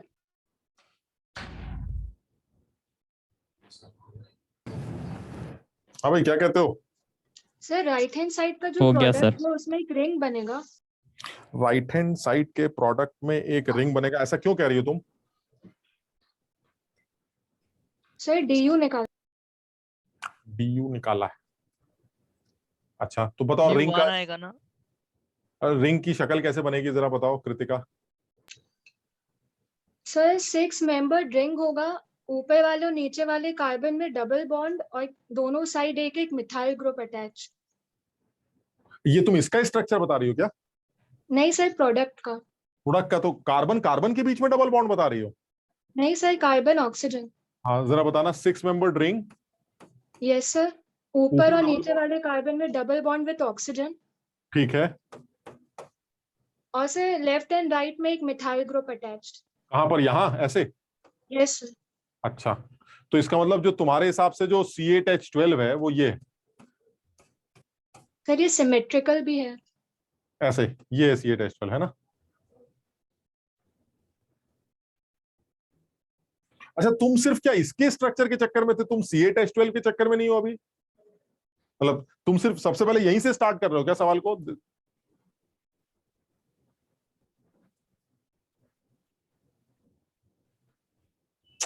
कुछ कुछ सोच है, ठीक।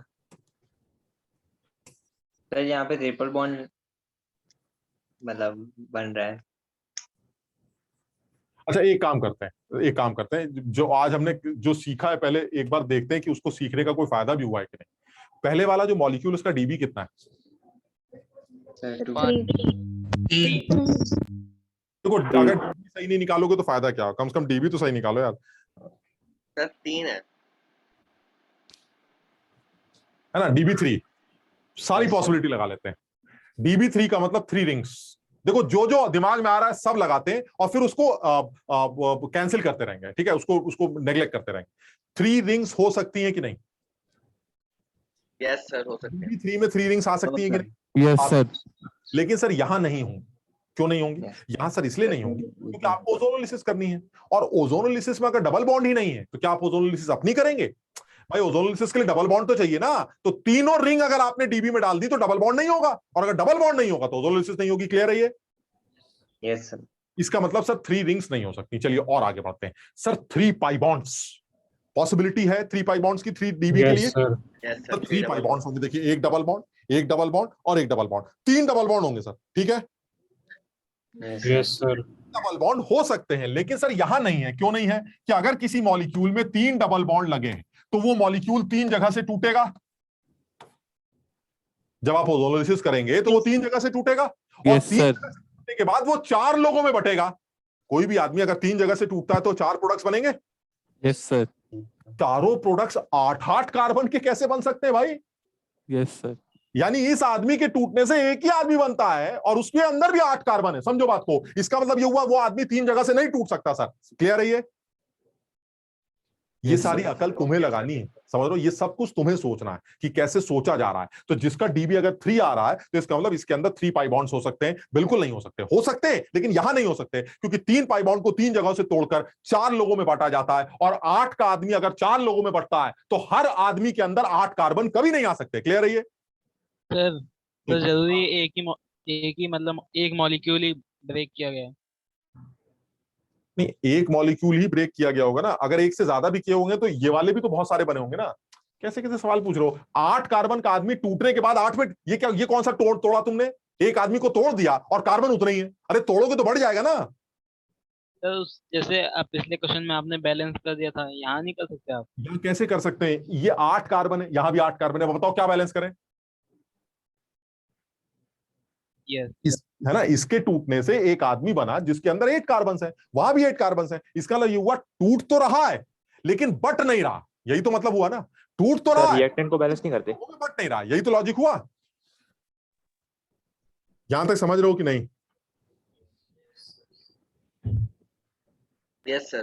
देखो थोड़ा सा अपने आप अकल लगानी पड़ेगी इसमें, समझो ये कोई किताबों में तो लिखा नहीं गया है, ये तो तुम्हारे साथ आराम से हम एक दूसरे को देख पा रहे हैं, इसलिए इस डिस्कशन में थोड़ा सा इन्वॉल्व हो रहे हैं कि भाई ये कर क्या रहे हैं। आप खुद अकल लगाइए कि अगर मेरा डीबी 3 है तो इस 3 की जो भी पॉसिबिलिटीज हैं ये सारी आपको सोचनी है, और सोचने के बाद आपको एक नतीजे तक पहुंचना है, और डीबी आपको इसी नतीजे तक पहुंचाता है। लेकिन उसके लिए आपको क्लैरिटी तो हो, आप इसी में उलझे रहते हैं, सर ये टूटेगा तो क्या होगा, बटेगा कैसे, तो कैसे समझोगे यार। सबसे पहले क्या बात आई कि आपका डीबी अगर 3 है तो इसका मतलब उसके अंदर 3 रिंग्स हो सकती हैं, लेकिन यहां नहीं है क्योंकि मुझे ओजोनोलिसिस करनी है, तो तीनों रिंग्स तो नहीं हो सकती।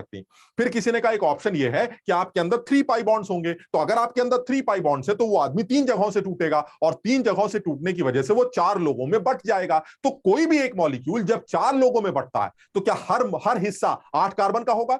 8 का हिस्सा आदमी, ये देखो 8 का आदमी 3 जगह से टूटकर ये सारे 8 कार्बन हो जाएंगे, ये 8 है, ये नहीं हो सकता ना यार, इसमें इतनी तो अकल लगाओ। इसका मतलब ये हुआ सर वो आदमी 3 पाई बॉन्ड नहीं रखता। चलिए और ऑप्शन लेते हैं, उस आदमी के अंदर सर 1 रिंग है और 2 पाई बॉन्ड्स है, बताओ ये हो सकता है? ये भी पॉसिबिलिटी है, ये हाँ बिल्कुल हो सकता है। मैंने कहा चलिए सर एक काम करते हैं, 1 रिंग और 2 पाई बॉन्ड। अब जरा समझ आकर लगाते हैं, 1 रिंग और 2 पाई बॉन्ड लगाने के बहुत सारे ऑप्शन है। पहला, वो दोनों पाई बॉन्ड रिंग के अंदर पॉसिबल है कि नहीं? Yes sir. लेकिन सर अगर ऐसा हुआ ना तो वो 2 जगह से टूटेगा, टूट जाएगा। 2 जगह से टूटेगा तो 2 जगह से बटेगा, और बटने के बाद 8 वाला कार्बन 8 में, इतनी अकल लगा पा रहे हो कि नहीं? जब वो टूट जाएगा क्या दोनों आदमी 8 के होंगे? पॉसिबल नहीं है सर। इसका मतलब ये हुआ सर ये गलत है। दूसरा ऑप्शन क्या है सर? 1 रिंग होगी, 1 डबल बॉन्ड अंदर होगा और 1 डबल बॉन्ड बाहर होगा, बताओ समझे पॉसिबल है?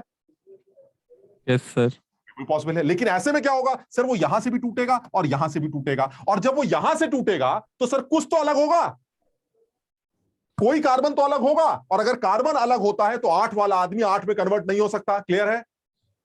Yes sir.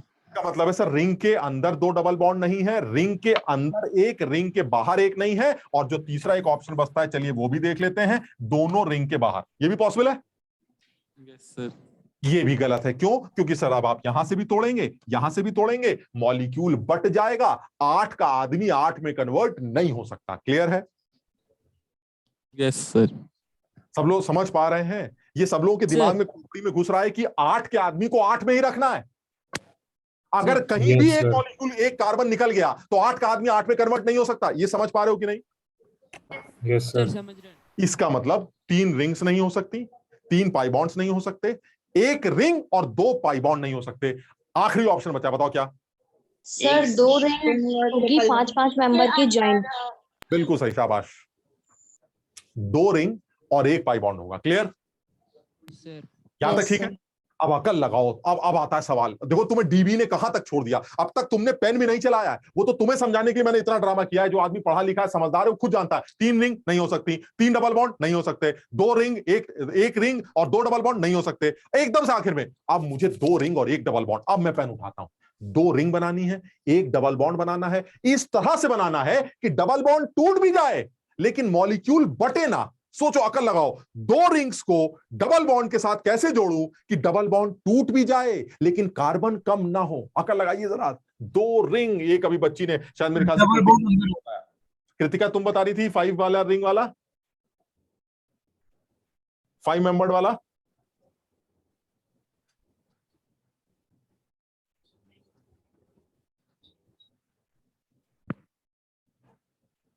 देखो यार, ये आ गया, जरा समझना, ये 2 रिंग हो गई और ये डबल बॉन्ड हो गया।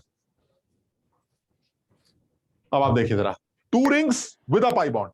अब अरे सर इसको तो तोड़ेंगे तो ये बढ़ जाएगा, तोड़ के देखो ना यार कैसे बढ़ जाएगा, जरा देखिए, तोड़ के देखते हैं। जब आप इसकी ओजोनोलिसिस करेंगे तो क्या होगा सर? अंडे आएंगे, डंडे हटे, अंडे आए, ये देखिए आ गए अंडे। आप बताइए इसकी शक्ल कैसी है? ये देखिए सर, सिमेट्रिक डाइकीटोन, सिमेट्रिक। कुछ समझ पाए? Yes sir. Yes sir. और जो आदमी डबल बॉन्ड इक्विवेलेंट को जानता है, समझता है, उसके लिए उसको सीधे ये स्ट्रक्चर बनाना है बस। उसको ये नहीं सोचना यार 8 कार्बन है, चलो 1 कार्बन 2 कार्बन, जैसे तुम में से कुछ लोग हो सकता कर रहे हो कि यहां डंडा लगा देंगे, वहां डंडा लगा देंगे। ना ना ना, इतना कौन करेगा? डीबी ने साफ बोल रखा है, ऐसा कोई स्ट्रक्चर नहीं बनाओ जिसमें डबल बॉन्ड हो, जिसमें 2 रिंग्स, जिसमें सिर्फ डबल बॉन्ड्स हो, जिसमें सिर्फ रिंग्स हो, जिसमें 1 रिंग हो। आंसर सिर्फ वो सही होगा जिसमें 2 रिंग्स होंगी और एक डबल बॉन्ड होगा, और वो भी इस तरह से दोनों रिंग्स अटैच होंगी कि आप जब डबल बॉन्ड को बीच से तोड़े तो मॉलिक्यूल बटे ना। कार्बन 8 यहां भी है, 8 यहां भी, देख लीजिए आप।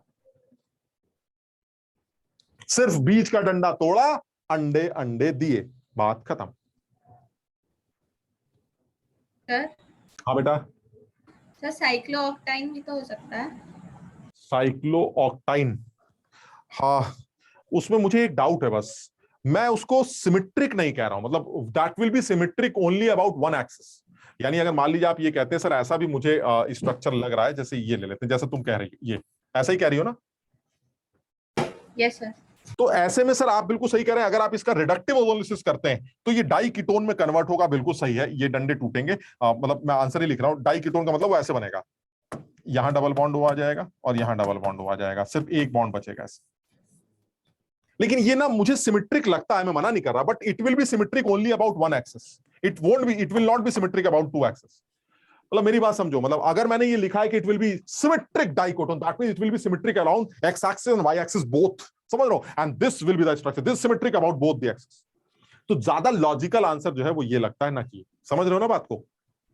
यस ओके सर, तो हम मना नहीं कर रहे हैं symmetric, but this is symmetric about one axis. तो ये ज्यादा लॉजिकल आंसर लगता है कि इस आदमी की अगर आपने ओजोनोलिसिस की तो ये 2 लोगों में बटेगा, मतलब ऐसा स्ट्रक्चर में कन्वर्ट होगा जिसमें नंबर ऑफ कार्बन एटम यहां भी 8 है, नंबर ऑफ कार्बन एटम यहां भी 8 है, लेकिन जो वो कीटोन बनेगा एक तो वो डाई कीटोन होगा, ये देखिए डाई कीटोन, और वो एक सिमेट्रिक डाई कीटोन होगा, सिमेट्रिक। तो finally C8H12 will be this alkene. Clear? Yes sir. समझ में आया सब लोगों के? Yes sir. जाग रहे भाई, इंद्रापुरम समझ में आ रहा है बेटा? Yes sir. शाबाश। इधर आगरा वाले? यस सर आ रहा है। ठीक है, अब एक सवाल और ले लेते हैं, चलिए। नोएडा वालों को भी आ रहा है। किस वालों को? नोएडा। नोएडा में कोई बैठा है क्या? नोएडा में कहाँ है? 2 बैठे हैं। अबे नोएडा का तो सेंटर ही नहीं है इसमें। नोएडा सेक्टर 4 है सर। कहाँ यार? एक आगरा, इंदिरापुरम है, सेक्टर 4। नोएडा सेक्टर 4। अच्छा हाँ, 2 बच्चे यार। ये नोएडा वाले बाकी कहाँ गए यार? सर पता नहीं सर, आते ही नहीं है कोई सेंटर, जो भी तो देखता घर से क्लास कर रहे हैं क्या? हाँ काफी सारे बच्चे घर से क्लास करते हैं। अजीब आदमी हो, फिर हाइब्रिड सेंटर वैसे तो 35 मेंबर्स एनरोल्ड है, पर आता कोई नहीं है। अच्छा,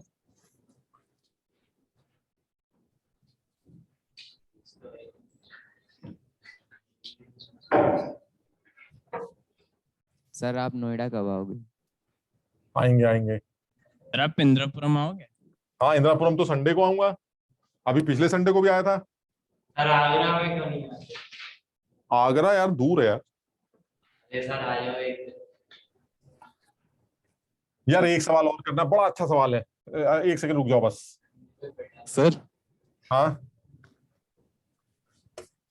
बता दीजिए सर पहले क्वेश्चन। हाँ वरना मैं भूल जाऊंगा, बस एक सेकंड रुकना जरा।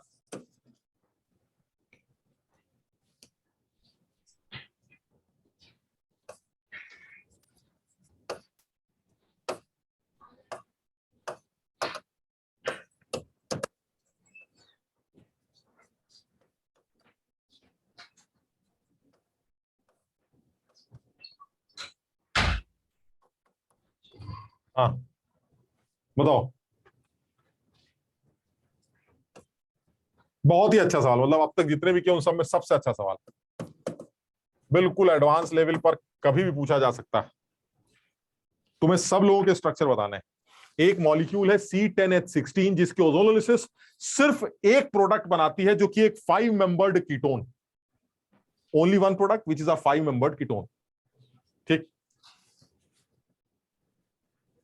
सर दोनों रिएक्शन से मिलके एक प्रोडक्ट। नहीं नहीं नहीं नहीं नहीं, इससे भी यही हो रहा है और इससे भी यही हो रहा है, यानी ये भी 5 मेंबर्ड कीटोन बना रहा है, ये भी 5 मेंबर्ड कीटोन बना रहा है। ठीक है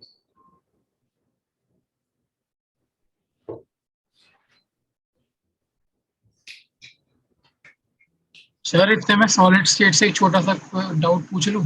एक सेकंड बस, एक सेकंड, एक यहाँ पर कुछ गड़बड़ कर दिया मैंने। 5 कार्बन लिख देना, मेंबर्ड मत लिखो। 5 कार्बन कीटोन, यानी उस कीटोन में 5 कार्बन, 5 कार्बन का कीटोन।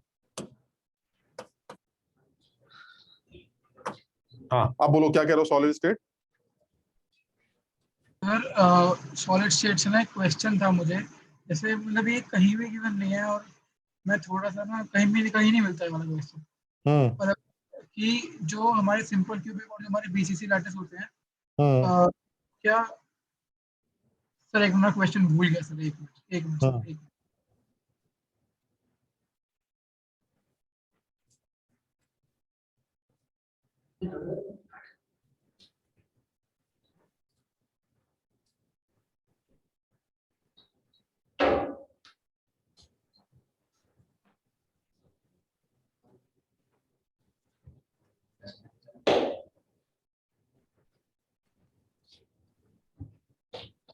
हाँ सर, मैं पूछ रहा था कि जो सिंपल क्यूबिक होते हैं और जो बीसीसी लैटिस होते हैं वो टेट्राहेड्रल और ऑक्टाहेड्रल वॉइड्स बनाते हैं?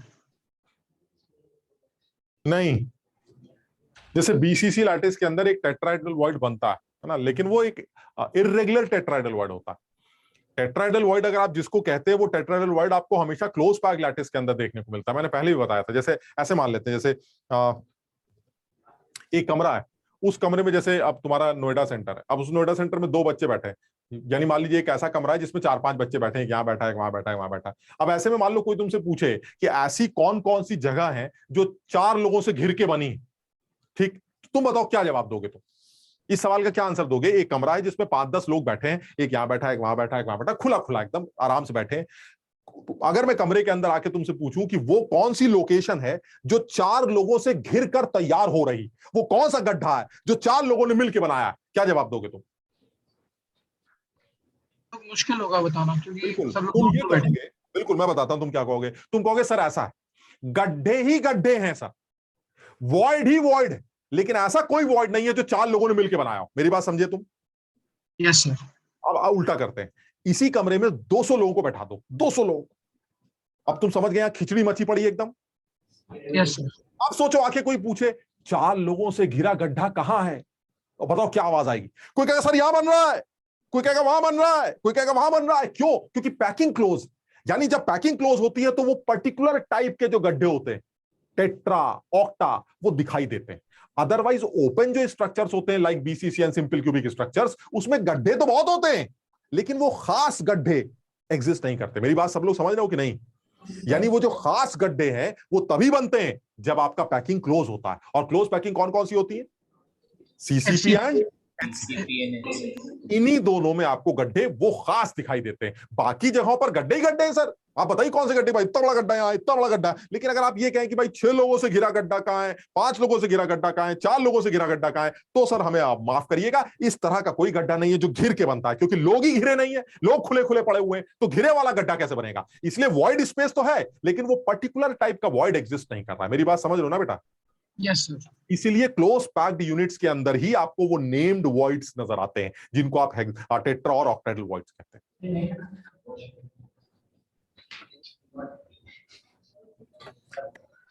ये सवाल एक बहुत ही अच्छा सवाल है यार, है ना? और इस सवाल का आंसर भी जो आदमी पढ़ा लिखा है वो ऐसे पेन रख देते हैं, और मैं इस सवाल की शुरुआत करता हूं और एकदम डायरेक्ट आंसर पर पहुंचूंगा अगर मैं डीबी का इस्तेमाल करता हूं। ठीक, मेरी अकल ये कहती है कि इस आदमी की ओजोनोलिसिस से अगर सिर्फ 5 कार्बन का कोई कीटोन बन रहा है, तो इसका मतलब यह हुआ कि ये कीटोन 2 बन रहे हैं। बताओ मानते हो कि नहीं? Yes sir. इतनी अकल सब लोग लगा पाए कि नहीं? Yes sir. 10 का आदमी अगर सिर्फ 5 का एक प्रोडक्ट बनाता है, तो इसका मतलब उस 5 के 2 मोल बनेंगे भाई। ठीक, चलिए ठीक है। अच्छा, ये 5 का आदमी भी वही 5 का कीटोन बना रहा है, जो वो बना रहा है वो ये भी बना रहा है। अब तुम ये बताओ, 10 कार्बन्स को अरेंज करना ज्यादा मुश्किल है या 5 कार्बन्स को अरेंज करना आसान? 5 कार्बन। 5 कार्बन्स को अरेंज करना ज्यादा आसान है, और इसका डीबी भी कम है, उसका डीबी भी ज्यादा है। ज्यादा डीबी में ऑप्शंस भी ज्यादा होते हैं, तो एलिमिनेशन में टाइम लगता है। बेस्ट तरीका क्या है? इससे बना लेता हूं सर पहले ये, और फिर उसके 2 मोल लेके वो बना दूंगा, खट से आंसर आ जाए। ठीक है, ये अभी बताते कैसे। अब देखो मैंने पेन रखा हुआ है, C5H8 का डीबी बताओ। 2 डीबी इसका 2 आया। ठीक, अगर इसका डीबी 2 आ रहा है तो सर मेरा दिल कहता है इसमें 2 डबल बॉन्ड्स होंगे। ठीक, उसने कहा बिल्कुल हो सकते हैं। आप ये बताइए, 2 डबल बॉन्ड होंगे तो ये आदमी 2 जगह से टूटेगा। Yes sir. और जब 2 जगह से टूटेगा तो 3 लोगों में बटेगा। Yes sir. Yes sir. क्या हर कार्बन 5-5 कार्बन होंगे? 5 के आदमी को दिया नहीं तुमने, सर। हर आदमी को 5-5 मिल गया। ये कौन सी केमिस्ट्री होती है? ये तो बिल्कुल नहीं होगा सर। मानते हो बात? Yes sir. दूसरा ऑप्शन सर, इस आदमी के अंदर 2 रिंग्स होंगी सर, 2 रिंग्स। क्या जवाब देंगे? पागल हो गए हो क्या? अगर 2 रिंग होगी तो होगा सर। नहीं होगा, और अगर डबल बॉन्ड नहीं होगा तो ओजोनोलिसिस अपनी करोगे?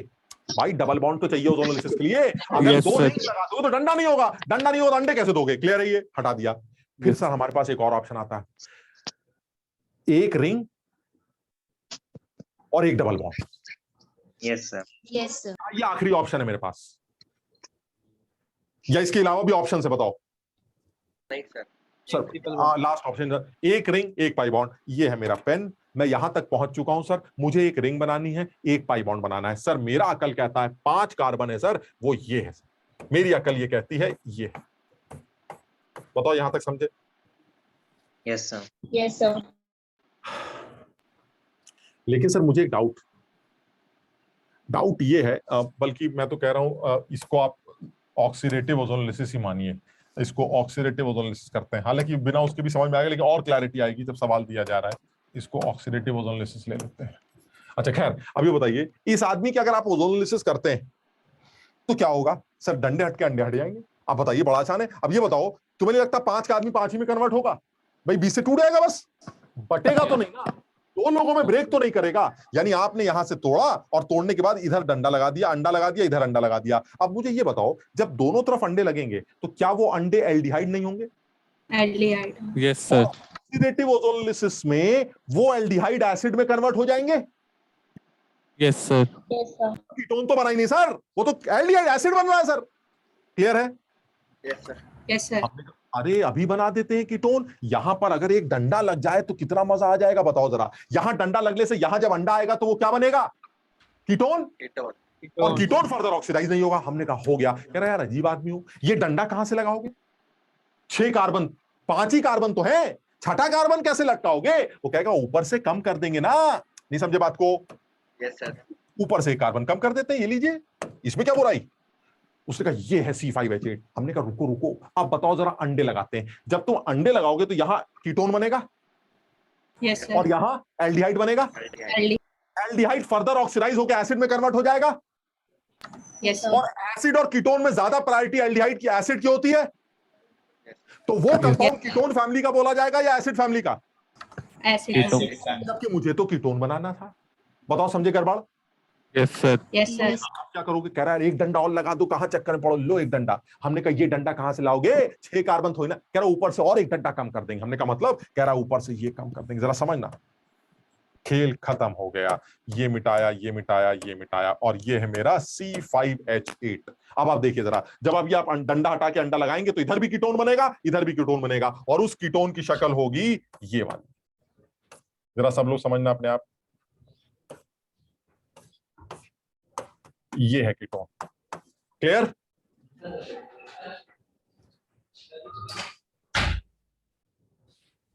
यानी C5H8 वो ये है जिसकी ओजोनोलिसिस करने से ये कीटोन तैयार हुआ।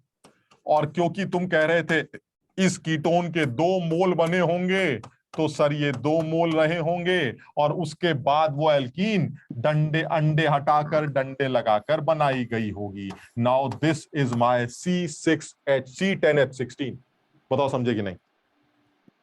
अपने आप सोचो। मैं एक बात और जोड़ता हूं इसके अंदर। तुम्हारे लिए सवाल इतना मुश्किल या इतना अच्छा इसलिए है क्योंकि मैं तुमको ऑप्शंस नहीं दे रहा हूं। जब तुम्हारे आईटी पेपर में सवाल आएगा ना, तो तुम्हारे पास ऑप्शंस भी होंगे। तब ये सवाल करना आज के कंपैरिजन में 100 टाइम्स इजियर होगा, क्योंकि तब सिर्फ 4 बातें सोचनी। मेरी बात समझ लो, तब सिर्फ 4 बातें सोचनी। एक ऑप्शन ये होगा, एक कोई और होगा, एक कोई और होगा, समझ 4। आज तो ये सोचना था 10 कार्बन को कैसे बनाऊं, क्योंकि कुछ भी हो सकता है, क्योंकि आज ऑप्शंस नहीं। अगर आज करना सीख गए ना, तब तो कर ही लोगे, क्योंकि तब तो आसान है, तब तो ऑप्शंस होंगे। इसलिए मैं ऑप्शंस नहीं दे रहा हूं, मैं सिर्फ ये बताना चाह रहा हूं कि प्रोसेस है क्या। प्रोसेस बड़ा सीधा है सर। डीबी एक ऐसी चीज होती है जो बच्चा यूज करना शुरू कर दे या इस्तेमाल करना सीख जाए तो वो बहुत बार बड़ी मुसीबतों से बच जाता है। इस सवाल में भी यही था, मैंने कुछ नहीं किया, मुझे सबसे ज्यादा आसान क्या लगा, 10 कार्बन को अरेंज करने से अच्छा है 3 डीबी को अरेंज करने से अच्छा है 2 डीबी को अरेंज किया जाए, और मैंने 2 डीबी को अरेंज इस तरह से किया। कुछ लोग कहते हैं सर 5 कार्बन से कीटोन तो ये भी बन सकता था, कुछ लोगों, तुम में से कुछ लोगों ने हो सकता है ये भी किया, ये किया है किसी ने, ये CH2 ऐसे, कुछ लोगों ने हो सकता है C5H8 ये भी बनाने की कोशिश की हो। लेकिन दिक्कत क्या है इसमें, दिक्कत ये कि जब आप इसको तोड़ेंगे, पहली बात तो ये C5H8 एक कार्बन ज्यादा है ना, एक कार्बन भी ज्यादा। दूसरा ये कि जब आप इसको तोड़ेंगे तो एक कार्बन यहां से कम हो जाएगा। आप 5 कार्बन का आदमी 5 कार्बन के आदमी में ही कन्वर्ट करना है, यानी तोड़ना भी है लेकिन बांटना नहीं है। और उसका एक ही तरीका है, रिंग के अंदर एक डबल बॉन्ड होगा। रिंग के अंदर के डबल बॉन्ड को 2 तरह से बना सकते हैं, एक 5 मेंबर रिंग के अंदर बनाया तो गड़बड़ हो गई, फिर हमने 4 मेंबर रिंग के अंदर बनाया तो भी गड़बड़ हो गई, फिर मुझे समझ में आया कि 3 मेंबर रिंग के अंदर डबल बॉन्ड बना के दोनों तरफ डाई सब्स्टिट्यूशन करके कीटोन तैयार करूंगा ताकि वो फर्दर ऑक्सीडाइज ना हो पाए, और ये होगा मेरा फाइनली स्ट्रक्चर। और इस स्ट्रक्चर के 2 मॉलिक्यूल्स को टेढ़ा करके अगर जोड़ दूंगा तो मुझे ये C10H16 मिल जाएगा। बताओ समझे सर 4 मेंबर में दिक्कत क्या है? 4 मेंबर्ड में दिक्कत ये आई, ये था ना 4 मेंबर्ड, ऐसे था ना ये। अब आप इसके जब अंडे लगाएंगे तो होगा क्या, देखो इसको थोड़ा यहां अंडा आ गया और यहां अंडा आ गया, ये सही है यहां तक? Yes sir. लेकिन ये वाला अंडा तो कीटोन है, बहुत बढ़िया, लेकिन ये वाला अंडा तो एल्डिहाइड है। Yes sir. और एल्डिहाइड फर्दर ऑक्सीडाइज होकर किसमें कन्वर्ट हो जाएगा, एसिड में। और एसिड की प्रायोरिटी तो ज्यादा होती है, तो क्या उस कंपाउंड को तुम कीटोन बोलोगे? नहीं सर, एसिड बोलेंगे। जबकि मैंने क्या बुलवाना है, कीटोन। तो मैंने कहा ये क्या चक्कर है, तो मैंने दोनों डबल बॉन्ड के इधर उधर कार्बन लगा दी। लेकिन वो 2 कार्बन लगाने के लिए मुझे 5 मेंबर रिंग को 3 मेंबर रिंग में कन्वर्ट करना पड़ा। Now this is my C5H8। इसके टूटने से ये बनेंगे, जिसके 2 मोल टेढ़े करके जोड़ दिए जाए तो आपको एल्कीन मिल जाएगी। आगे सर। आगे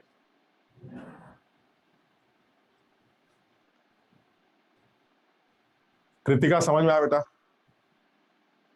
यस सर।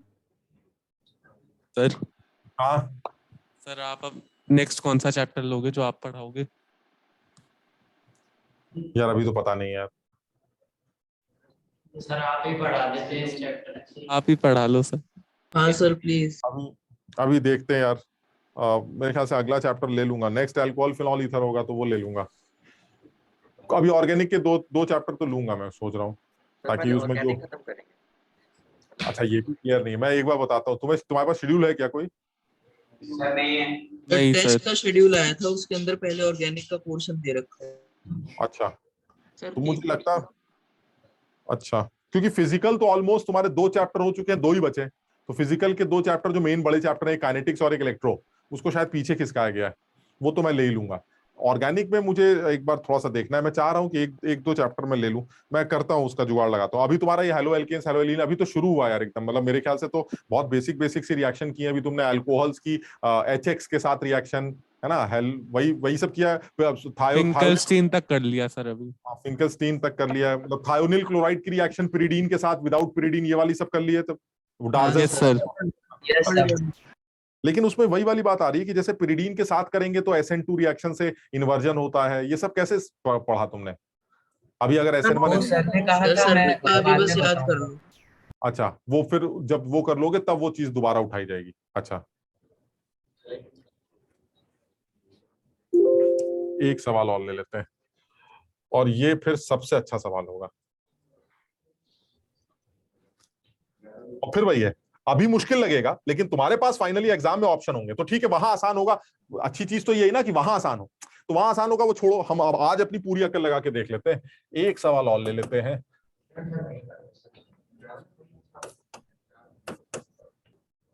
C8H12 ओजोनलिसिस करने से ओनली 1 प्रोडक्ट, सिर्फ एक प्रोडक्ट बनाती है।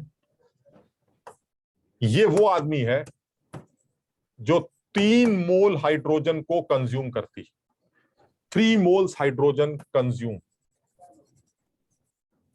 3 मोल्स का कंजम्पशन हो रहा है इस आदमी के थ्रू। आपको इस आदमी की शक्ल बतानी, जबरदस्त सवाल एकदम। C8H12 एक ऐसा आदमी है जिसके ओजोनोलिसिस करने से सिर्फ एक आदमी तैयार होता है। पहली बात, सिर्फ एक आदमी बनेगा। दूसरी इंफॉर्मेशन इसी C8H12 के बारे में क्या है कि ये 3 मोल हाइड्रोजन एब्जॉर्ब कर लेती है। हाइड्रोजिनेशन करते वक्त ये 3 मोल हाइड्रोजन एब्जॉर्ब करती है।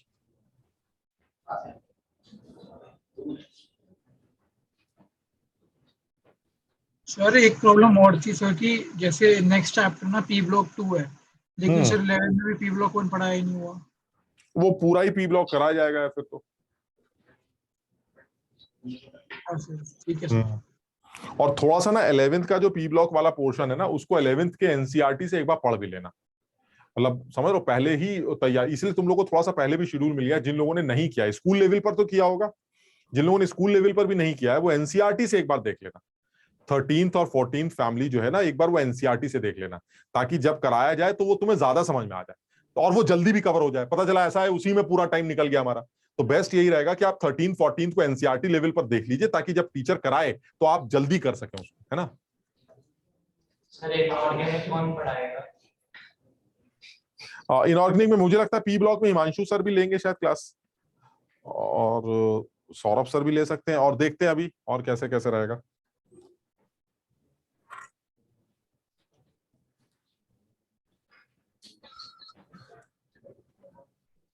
सर जो ये फेस टेस्ट होते हैं, हाँ, इसके अंदर 11th का भी ऐड होएगा ना? आगे से होना शुरू होगा। अभी बस मेरे ख्याल से अब कुछ 1-2 टेस्ट, इस टेस्ट के बाद ये जो टेस्ट होगा। अभी कौन सा टेस्ट है तुम्हारा इस संडे को? तो पीरियोडिक टेस्ट है। हाँ, तो जो फेस टेस्ट होगा उसमें पुराना भी 1-1 2-2 चैप्टर डालते रहेंगे। तुम्हें शेड्यूल भी मिल जाएगा पहले ही। सर शेड्यूल है ना पूरे साल का अपलोड है, लेकिन उसके अंदर बस 12th के टॉपिक लिखे हुए फेस टेस्ट। अच्छा, इसलिए तो मैं पूछ रहा हूँ 11th के भी चैप्टर आए उसमें। हाँ सर।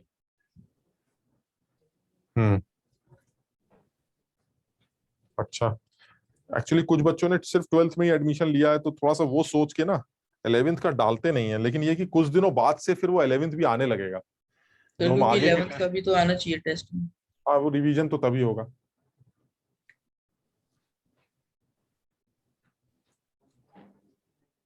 सर एक्चुअली एके में थे ना सर पहले, तो सर एके में बहुत सारे चैप्टर हुआ नहीं था सर।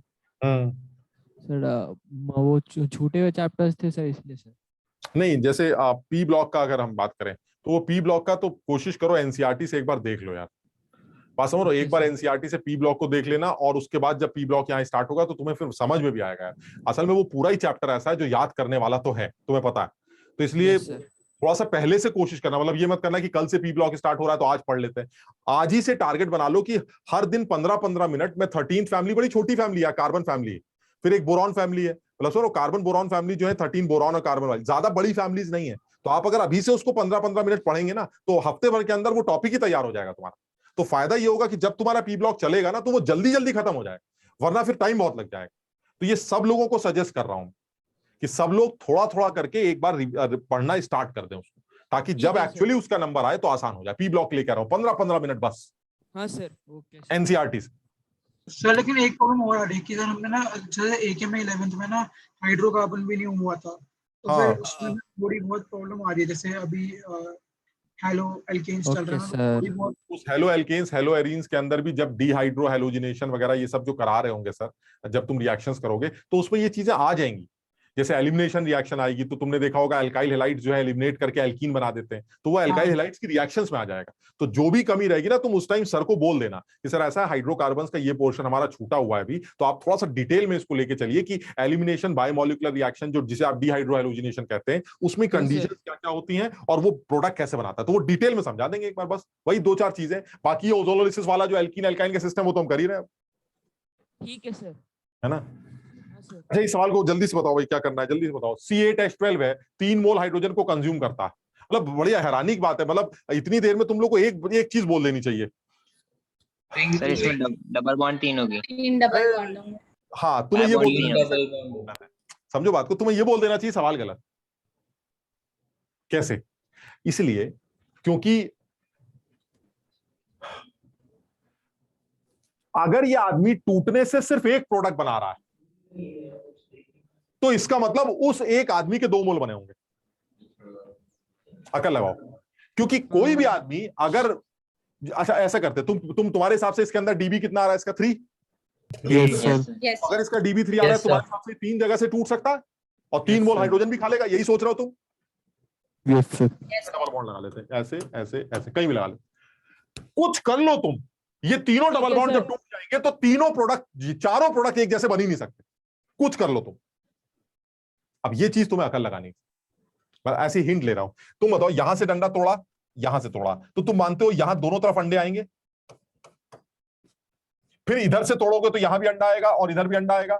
अब तुम खुद सोचो, एक प्रोडक्ट ऐसा बन रहा है जिसमें दोनों तरफ अंडे हैं और एक प्रोडक्ट ऐसा बन रहा है जिसमें सिर्फ एक तरफ अंडा है। क्या ये दोनों एक जैसे हो सकते हैं? क्या ये ओनली वन प्रोडक्ट काउंट किया जाएगा? ना, ओनली वन प्रोडक्ट नहीं बन सकता सर। अगर आपने 3 डबल बॉन्ड लगा दिए तो ये ओनली वन प्रोडक्ट कभी नहीं बन सकता, चाहे आप जो कर लीजिए। यानी अगर आपने इस मॉलिक्यूल को एक से ज्यादा बार तोड़ दिया तो एक जैसे प्रोडक्ट में ये बट ही नहीं सकता। जो करना है आपको कर लीजिए, और इसमें कोई केमिस्ट्री नहीं है, सिर्फ तुम्हारी थोड़ी सी सोच है, अगर तुम अकल लगाते हो तो। क्योंकि किसी भी मॉलिक्यूल को 2 जगहों से या 3 जगहों से अगर बांटा जाता है तो चारों टुकड़े या तीनों टुकड़े एक जैसे कभी नहीं हो सकते।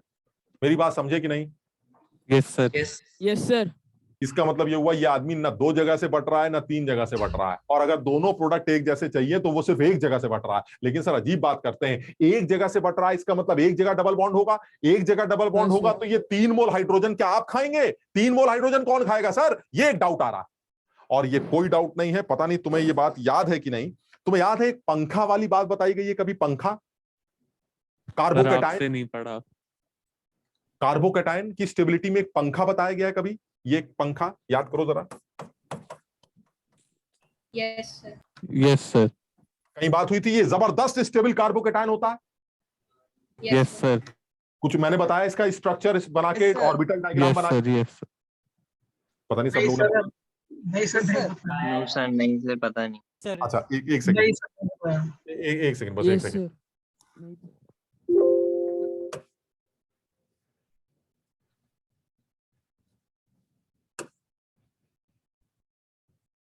ये साइक्लोप्रोपेन,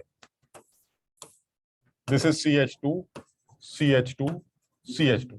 इस साइक्लोप्रोपेन का अगर ऑर्बिटल डायग्राम बनाया जाए तो इस कार्बन का हाइब्रिडाइजेशन sp3, इस कार्बन का हाइब्रिडाइजेशन भी sp3 है और इस कार्बन का हाइब्रिडाइजेशन भी sp3। तो अगर मैं इसका ऑर्बिटल डायग्राम बनाऊं तो इसका ऑर्बिटल डायग्राम कुछ ऐसा बनता है। This is sp3 sp3 sp3 sp3 sp3 sp3 sp3 sp3 sp3 sp3 sp3 sp3, hydrogen hydrogen hydrogen hydrogen hydrogen hydrogen, और ये आपके सिग्मा बॉन्ड्स। बताओ यहां तक समझ गया क्या किया मैंने? ये मेरा ऑर्बिटल डायग्राम। Yes sir.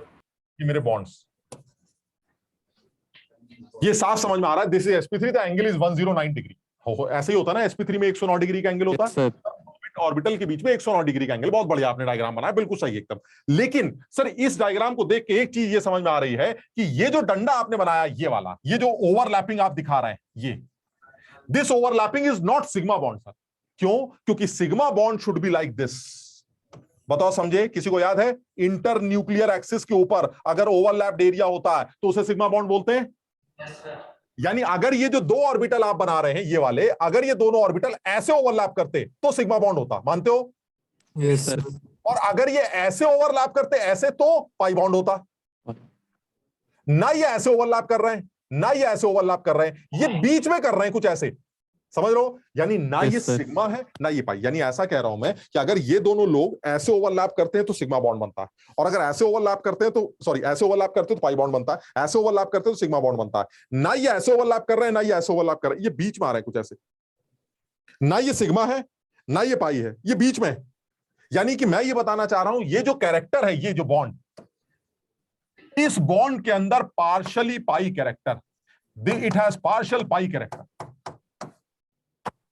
ना ये सिग्मा बॉन्ड है ना ये पाई बॉन्ड है, ये सिग्मा भी बॉन्ड है, ये पाई बॉन्ड भी है। क्यों? क्योंकि ना ये हेड ऑन ओवरलैपिंग से बन रहा है ना ये साइड वाइज ओवरलैपिंग से बन रहा है। इसका मतलब साइक्लोप्रोपेन के अंदर ये जो डंडे आप देखते हैं, ये देखने में भले ही सिंगल बॉन्ड लगते हो, लेकिन इनके अंदर पार्शियल पाई कैरेक्टर होता है, और इस पाई कैरेक्टर की वजह से ये हाइड्रोजन को एब्जॉर्ब कर लेते हैं। याद करो, हाइड्रोजन को सोखने की आदत किसकी थी? अभी तुम बता रहे थे डबल बॉन्ड की। यानी आपके अंदर पाई बॉन्ड कैरेक्टर होगा तभी आप हाइड्रोजन को एब्जॉर्ब करेंगे। Yes sir. साइक्लोप्रोपेन के अंदर पाई बॉन्ड कैरेक्टर होता है सर, ये भी हाइड्रोजन को एब्जॉर्ब करती है, और गलती से भी अगर इसको हाइड्रोजन की महक भी मिल गई तो ये खुल जाती है, फौरन हाइड्रोजन को एब्जॉर्ब करके ये ओपन हो जाती है। क्यों? Because it has partially pi bond character. यही चीज मैंने उस सवाल में डाली थी। वो जो स्ट्रक्चर है तुम्हारा, वो ये स्ट्रक्चर है, अपने आप जरा समझ के देखना। जल्दी से बताओ, क्या ये आदमी ओजोनोलिसिस से सिर्फ एक ही प्रोडक्ट बनाएगा? Yes sir. बिल्कुल दोनों एक जैसे बनेंगे? यस। अरे भाई डंडे तोड़ के अंडे दोगे तो एक जैसे तो बनेगा। Yes sir. हाइड्रोजन कितना खाएगा? क्या ये डबल बॉन्ड हाइड्रोजन खाएगा? अरे डबल बॉन्ड तो खाता ही है यार, खाएगा। क्या साइक्लोप्रोपेन भी खाएगी? खाएगा सर। क्या ये साइक्लोप्रोपेन भी खाएगी? खाएगा। 3 मोल साइक्लोप्रोपेन, यानी 2 मोल तो साइक्लोप्रोपेन खा जाएगी, एक डबल बॉन्ड खा जाएगा, 3 मोल हमने खा लिए। डंडा टूटने से एक ही प्रोडक्ट बनेगा। This will be the final answer, C8H10 का, C8H12 जो भी है। कुछ समझ पाए? Yes sir. साइक्लोप्रोपेन के अंदर का ये पार्शियली पाई बॉन्ड कैरेक्टर ही तो इस तरह के कार्बोकैटायन को दुनिया का सबसे अच्छे कार्बोकैटायंस में शामिल करता है।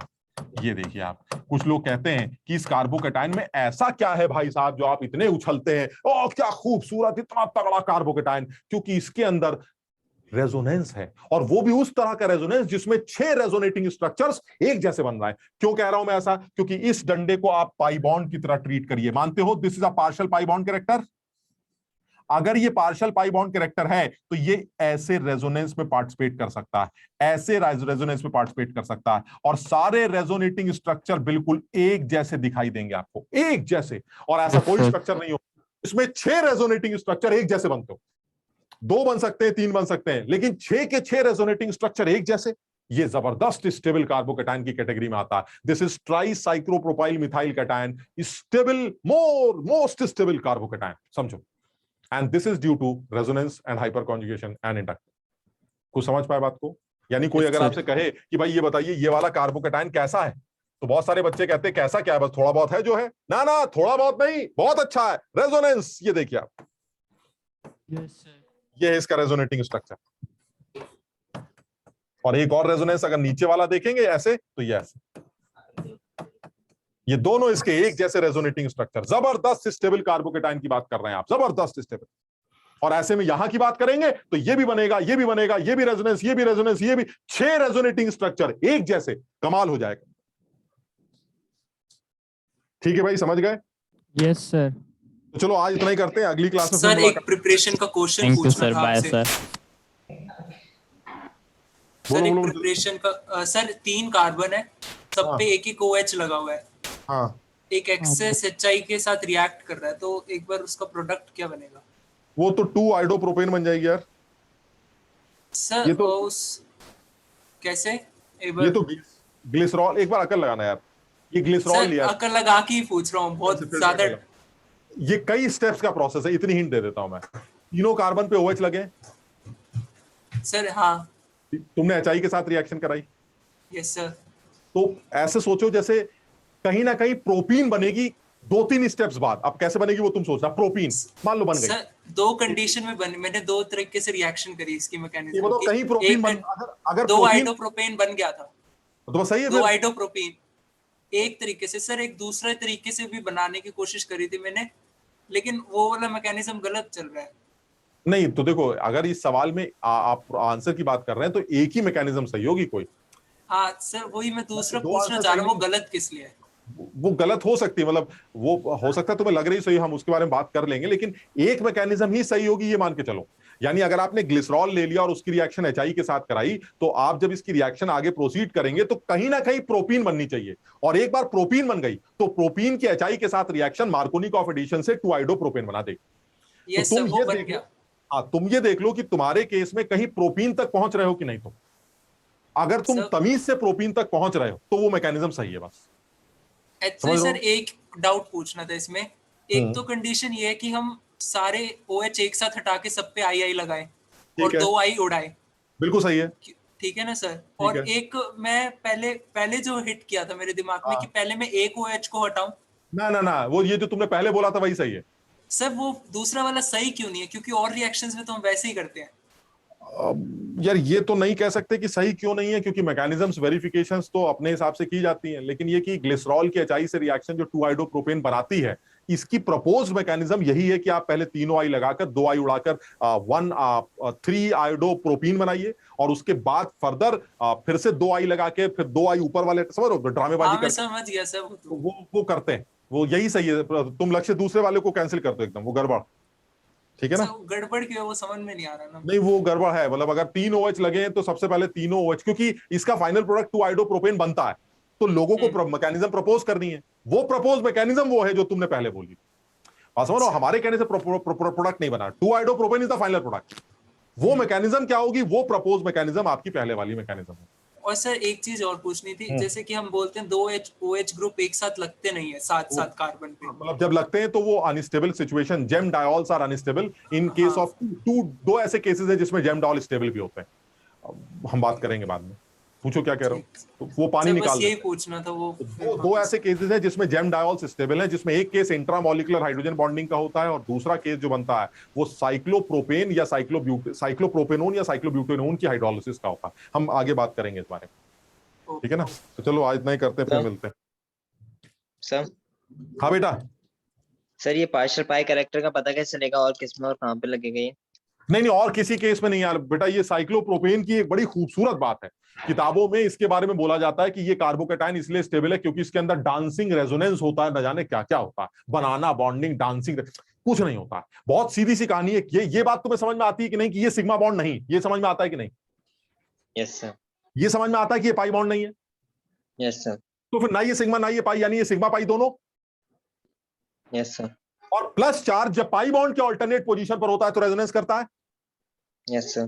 बस इसकी स्टेबिलिटी रेजोनेंस डिसाइड करेगी, ऐसी तैसी सिग्मा बॉन्डिंग, बनाना बॉन्डिंग और डांसिंग रेजोनेंस।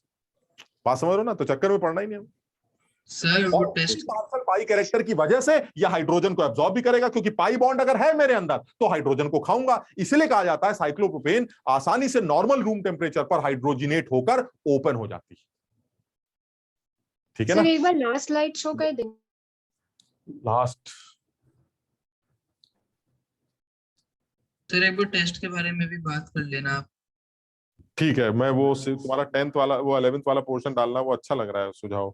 हाँ सर प्लीज। ये कृतिका पूछना है तुम्हें इसमें बेटा? No sir, no sir. ठीक है, तो चलो भाई, bye bye. Bye sir. Thank you sir. Thank you sir. Bye sir.